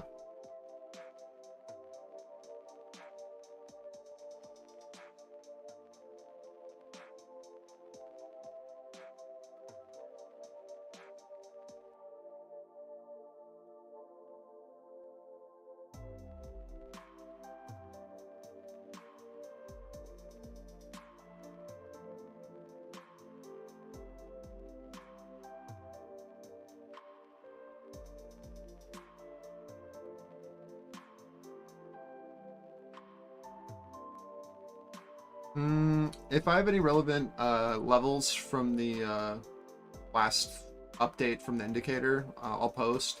I'm gonna go eat food and not sit here. I'll potentially have levels. I'll post in chat, but I'm done streaming for the day. Or I'm here for the rest of the day. Goodbye. Goodbye.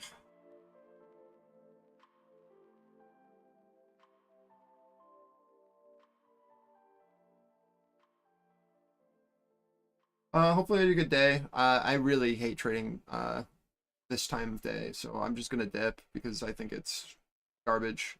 I'll post in chat if I find anything that's relevant. But mornings are when I usually stream 9:30 to 12:30. We catch the open, and you can watch that for free Monday, Wednesday, Friday. Rest of the days are for premium members. You guys have a great weekend.